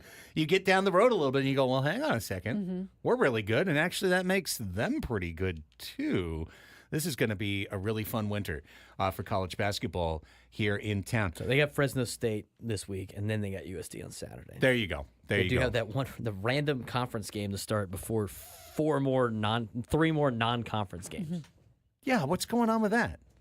That's just probably how they're playing everybody twice. Right. So first year they're playing everybody in the conference home and home, if I'm not mistaken, which means it's less games. So they got to start it way earlier. So they're starting this week, and the Mountain West will start this week. And then there's some games in there on your buys that you're playing some non-cons.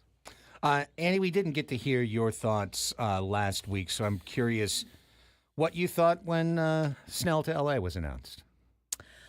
Oh, gosh. I was honestly, look, I know no one likes seeing Blake Snell go to Los Angeles.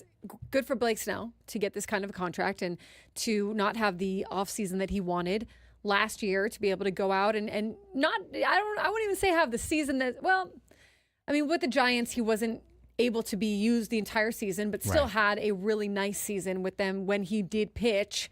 So for him to go out and get a contract like this, congratulations to Blake Snell. That is first and foremost.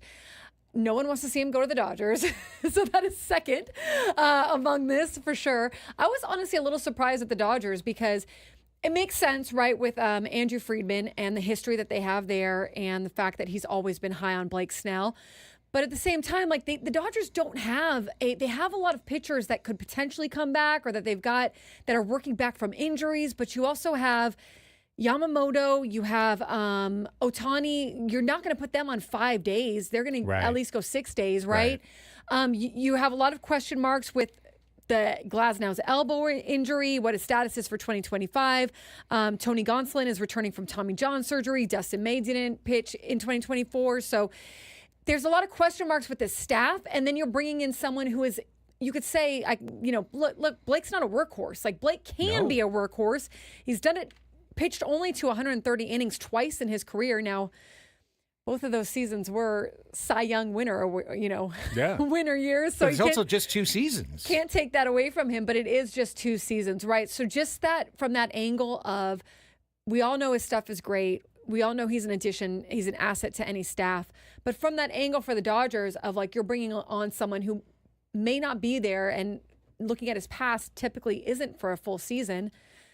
That's kind of another, horse in their stable that is maybe a half season guy or an inconsistent throughout the season guy, if that's what it comes to. I'm curious to see with Blake, because we always know he has to get comfortable and everything. Like, does he already have comfort with the Dodgers? Is there that thing having to happen there with LA? And also kind of just to see how they take to him as well. He was very playful in San Diego for the most part. I didn't see as much of that with the Giants, but he wasn't there hardly, right? And I'm curious to see like how he is in LA and how that kind of forms with the rest of the team, because he's a different cat, right? So yeah, I think look for the Padres, it can be good and it can be bad. I mean, you know this guy pretty well, and he knows you, and I think that there'll be good contests against the Padres if they face Blake, no matter what. But I was a little bit surprised about the Dodgers taking him over like a Corbin Burns. Yes. Were you? Yes, I was. And I would have thought if LA was going to spend big on the rotation, that they would go for somebody who is almost a mortal lock to throw 175 That's what I'm saying. or more innings. Blake Snell is almost a lock to throw fewer than that. I mean, Yeah.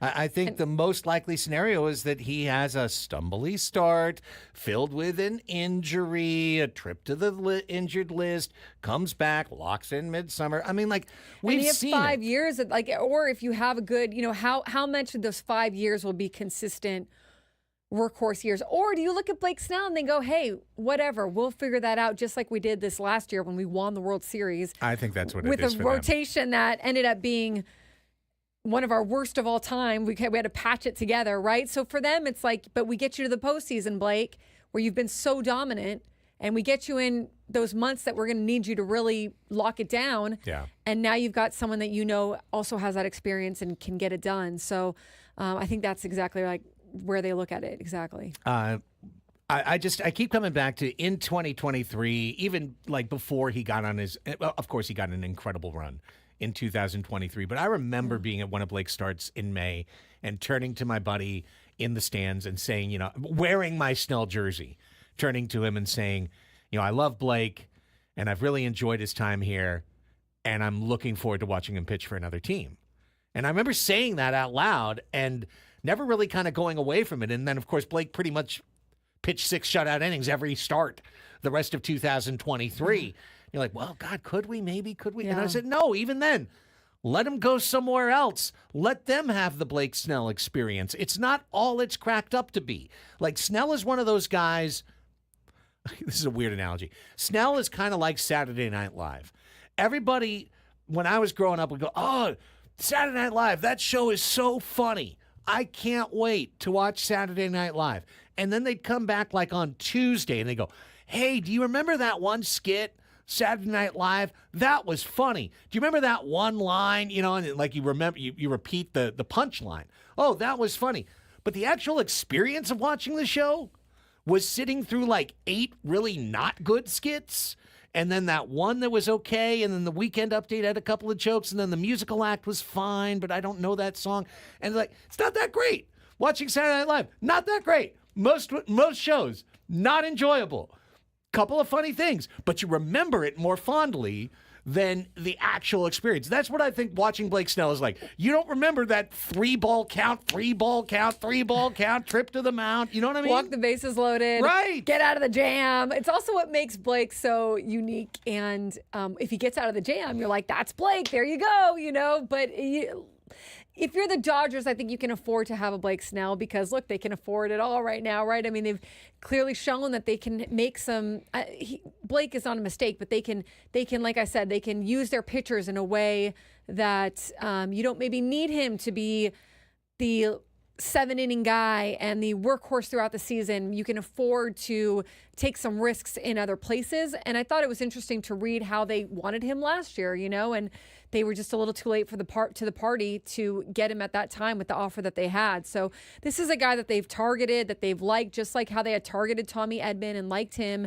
and wanted to sign him to a long-term deal even before they traded for him at the deadline last year. So they get their eyes on some people, and how they work them in is interesting. I'm also, look, for Blake, Blake wants to be part of a winning team. That's always been his thing. He wants to be part of a winner. And maybe this is also kind of like a little bit Juan Soto-esque in, will this elevate Blake to a different level to be part of a team that just won a World Series, that, you're part of a team that has very big expectations. Like, how does that, if at all, change anything for Blake, Yeah. So... Well, we're going to know because we're going to see him all season long in the division. And LA has the luxury that if Blake Snell is ineffective or injured, they'll just sign or trade for someone else. But he does need to show, and I agree with it, he does need to show up to spring training ready. I mean, the things that Blake has kind of gotten, I don't want to say gotten away with, but so to speak, yes. He's talked about it like the few years ago with the Padres when he said he just wasn't ready in spring training, right? I think that's going to be somewhat unacceptable. Should be unacceptable, right? I would think with the Dodgers and with any team, and I'm sure it was unacceptable to the Padres when it happened there. So I think that what version of him you're going to get in a team that has very high expectations, and just won a World Series, I think is going to be an interesting marriage to watch. All I know is if the Padres had signed him to a 5-year, $182 million contract, I would be alternating between the excitement of watching him in 2025 and being absolutely terrified that we had just signed another terrible deal that is going to hamstring our franchise for years to come. Now, the Dodgers have the luxury that they can sign a deal that completely backfires and just ignore it. Just ignore it.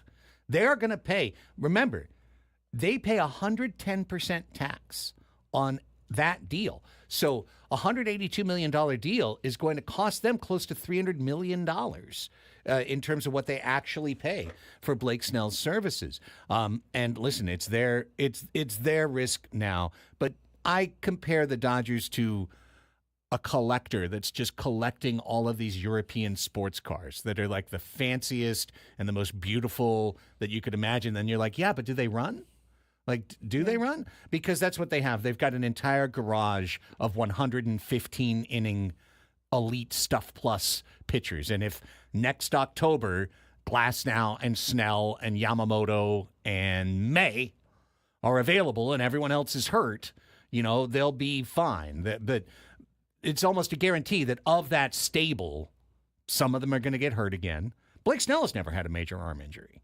Like, I'm not wishing it on him. I'm just saying, like, for how hard he throws.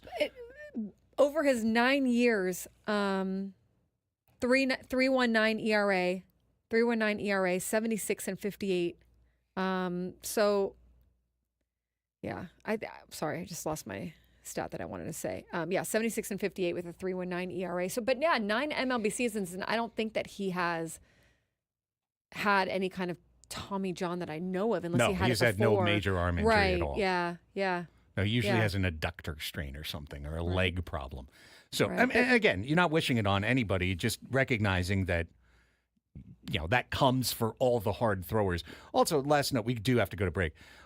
Blake Snell has only had 2 seasons in his whole career that he garnered over 2.2 WAR in a year. Of course, those were his 2 Cy Young seasons, 7 and 6 WAR seasons. All the other seasons, single-digit wins.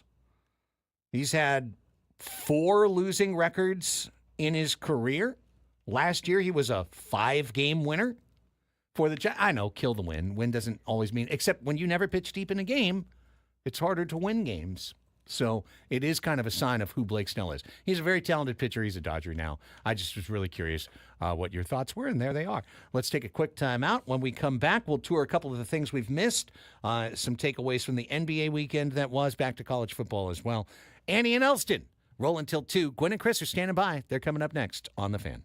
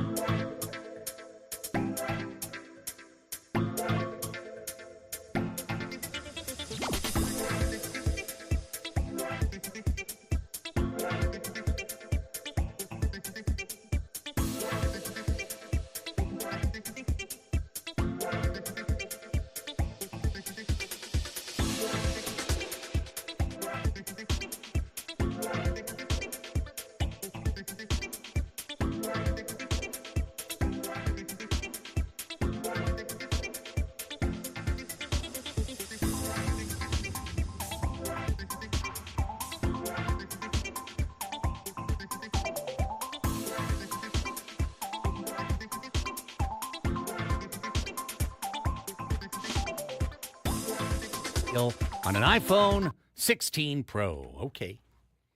Annie and Elsten here with you. Annie Halvin, Craig Elsten, Braden Soprano. We go till 2. Gwen and Chris, I already heard them down the hall. They're already in show mode. All right. Yeah, I heard a ruckus. Is Elo Tan from Cancun? Good question. I'm going to guess no. A ruckus is Scrabination, like swallowing them Scraby. whole. I don't know. Did he transform into the Scrabinator?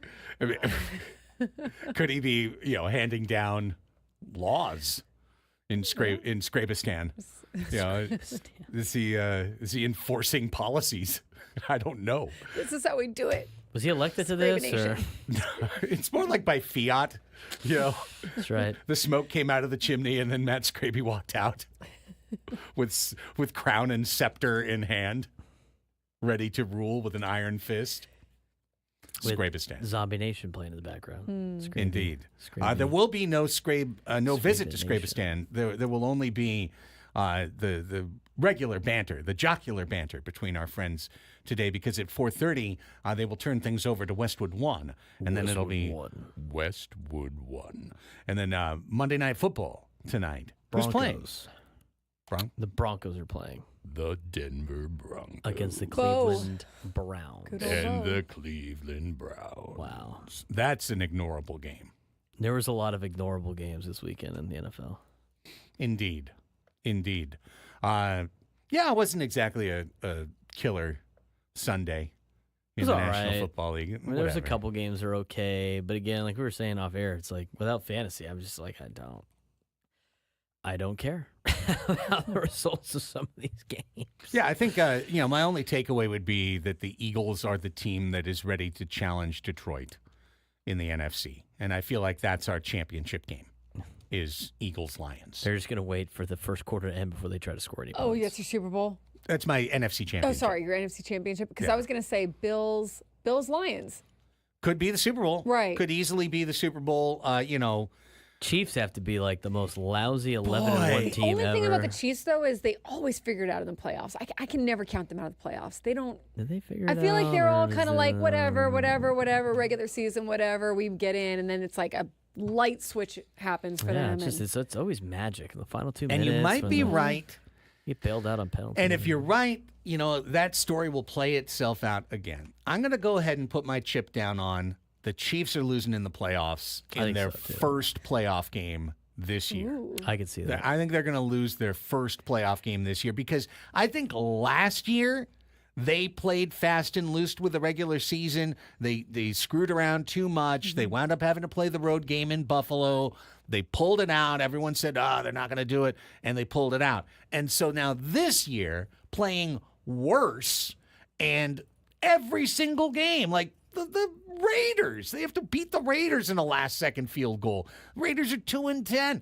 They're playing poorer football this year, but everyone remembers last year's playoff, and so it's the recency bias of, they did it last time, so they're going to do it the next time. Right. I'm saying they're not doing it this year. Okay. This is going to be the year that they look back and they go, oh, you know what? Too many State Farm ads, too much Fumbarooski, too much goof-off stuff. And then next year will be the rededicated Chiefs going for blood, three-peat's impossible in the NFL. So now they'll be like we're the back. Dodgers when they were like, well, we didn't lock in as much as we needed to that year or whatever. Yeah, we just didn't quite have it. Right. It's hard to say, but there's too many distractions, too much this, and that'll be the narrative around the Chiefs next year. That's my personal call. I think Philly is the hottest team in the league. Yeah. I think Detroit is, look out.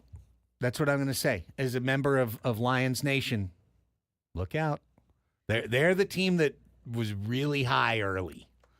And I still wonder, in a really big game with the physicality of the Eagles, whether the Lions are going to be able to put it together. Will they roar? That's my question. That would be. That's a great matchup. I think right? so. Yeah. I don't see anyone else, honestly. In the NFC, I have a hard time seeing anyone else. I think the East has proven itself, other than Philly, to be pretty soft. Washington, nothing there. Rest of those teams, Cowboys, Giants, give me a break. The NFC is very lousy. Yeah, Minnesota, just don't trust them. Don't trust them. I feel like they're another good regular season team. Not going to have it in the playoffs. Darnold's not. I know Sam Darnold's been proving people wrong, but I don't feel They've been coming back against everybody. Yeah, and the West, come on. The West is there to lose in the first round. That's the what NFC has two divisions where somebody has to win the division, right? Where it's like, they're going to be winning at like 10-7. Yeah. 9-8. Right? I agree. You look at the standings right now. It's like Atlanta 6-6, tied with Tampa in the NFC South.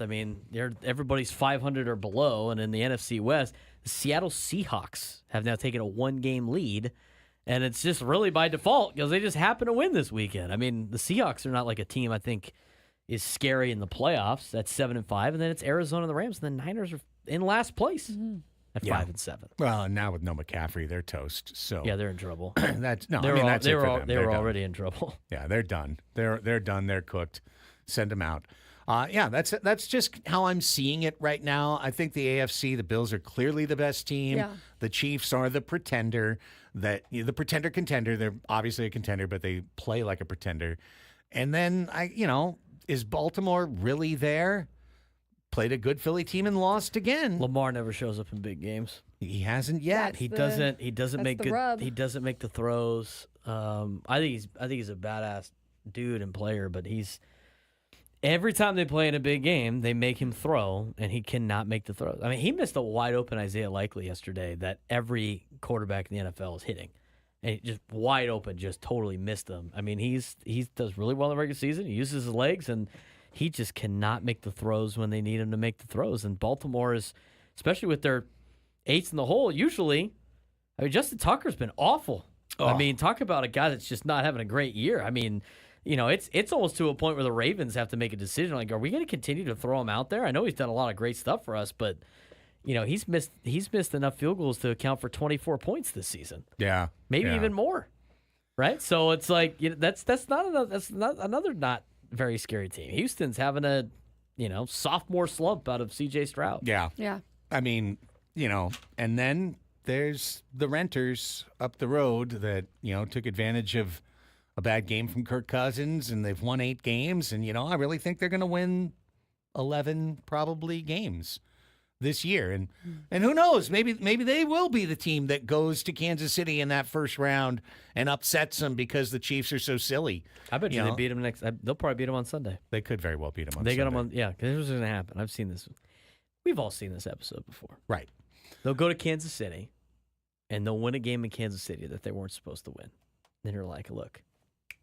And the rest of the week, NFL Live on Sunday Night leads Football with them. How many times when the Chargers were in San Diego, that Sunday night game late in the year, to give everybody that extra up when they played the Colts on Sunday Night Football, and Cromartie had the picks, and they played Baltimore late in December on Sunday Night Football. They needed that win. It was like, oh, look, it's so great. And then they go and lay an egg in Tampa against Tampa. They don't have enough to do to even get to the championship game, which is the only time that I will care about them. You think 11 wins? They could win 3 more, right? Yeah, I think they can win 3 more. They got Kansas City this weekend in Kansas City. Mm-hmm. They got the Bucks at home. Sure. Tampa Well, Bay's, backs against the wall, Well, trying to yeah. hang with I've Atlanta. already predicted Tampa winning that game, so Oh, I'm not going to yeah? back off. Okay. I did like 2 weeks ago when we were doing picks. Oh, that's right. Okay. I'm like, well, Tampa has to be hot so that they come west and beat the Chargers. Denver Okay. They'll probably win. in New England. They'll That could, probably win. I've seen that be a lay an egg game for the Chargers in the past, even though they're just awful, the Patriots. And then the Raiders. If they beat Kansas City on Sunday, Well, then maybe they win 12 games. they'll win 11. I think they drop 2 in there for sure. If they don't beat Kansas City, I agree, Nate. What do we still even know about the Chargers? Like, That they beat bad teams and Right. lose the good teams. Yeah.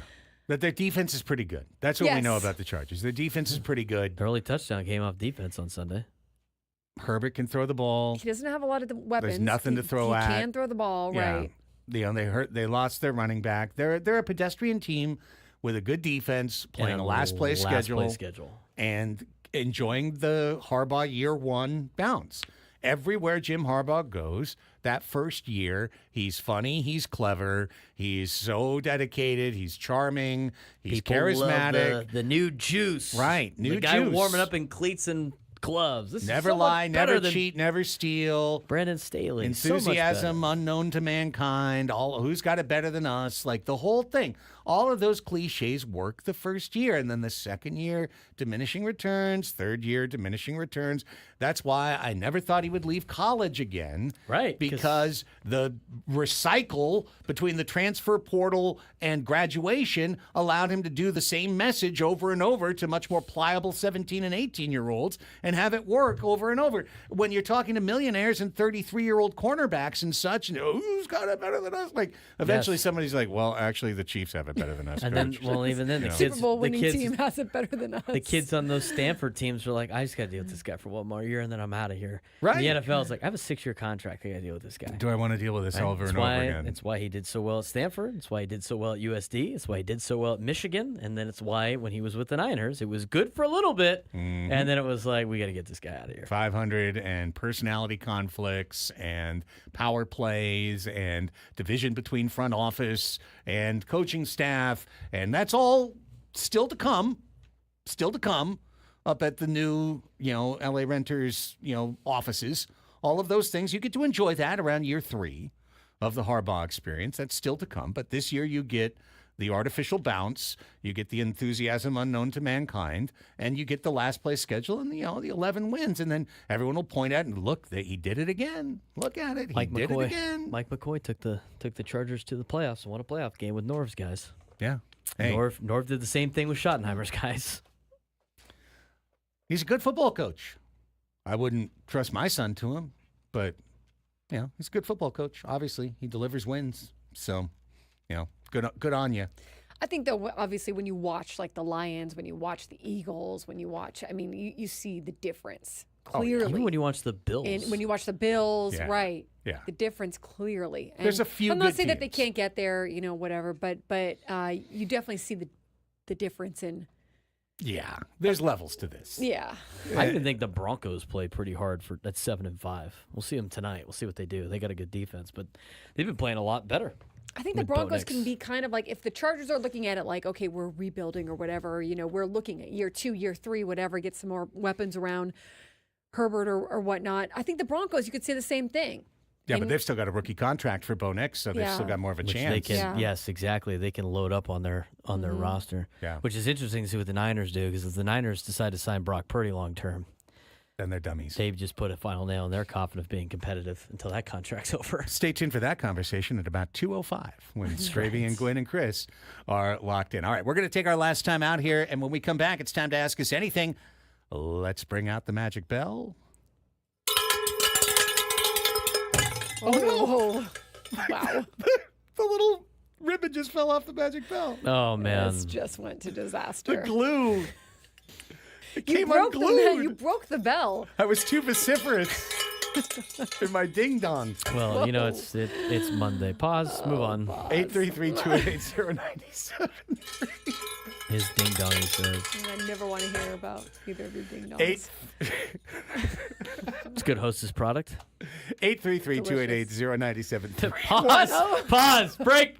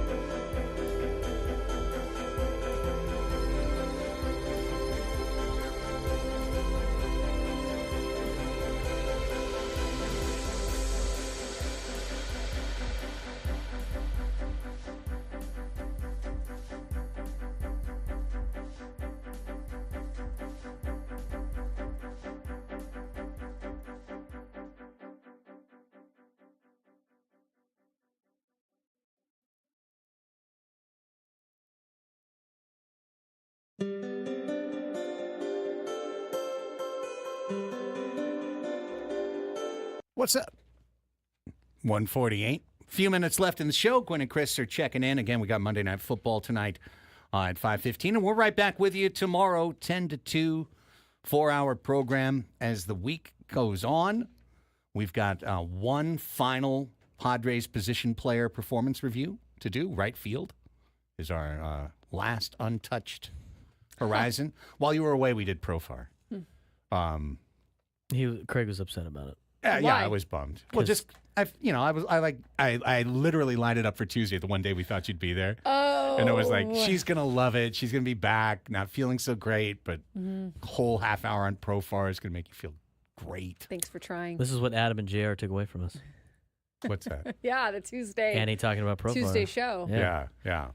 Never forget what they took from us. Yeah, so we got Toddy. We got Toddy left to. Toddy's great. Yeah. Well, Great player to discuss. Too long didn't listen. That's pretty much going to be the message of the segment. He's great. Mm-hmm. It's gonna be like Grandpa Simpson walking in. Then walk right out. So. See ya. Right, But good there's job. still plenty to talk about. I mean, for example, should he be our center fielder? If Merrill was our shortstop, we'll talk about that. Should he be the shortstop? Should he be could he be the short? Sure. I mean, I'm sure he'd be happy to be the shortstop for the Padres. All of that still to come tomorrow. We're going to kick around MLB's latest crazy idea tomorrow. We'll have that up as a punching bag that we can take swings at tomorrow in the 11 a.m. hours. So stay tuned. And, of course, Gwen and Chris coming up. Right now, we hit the bumper and get ready to welcome Emily in for Ask Us Anything.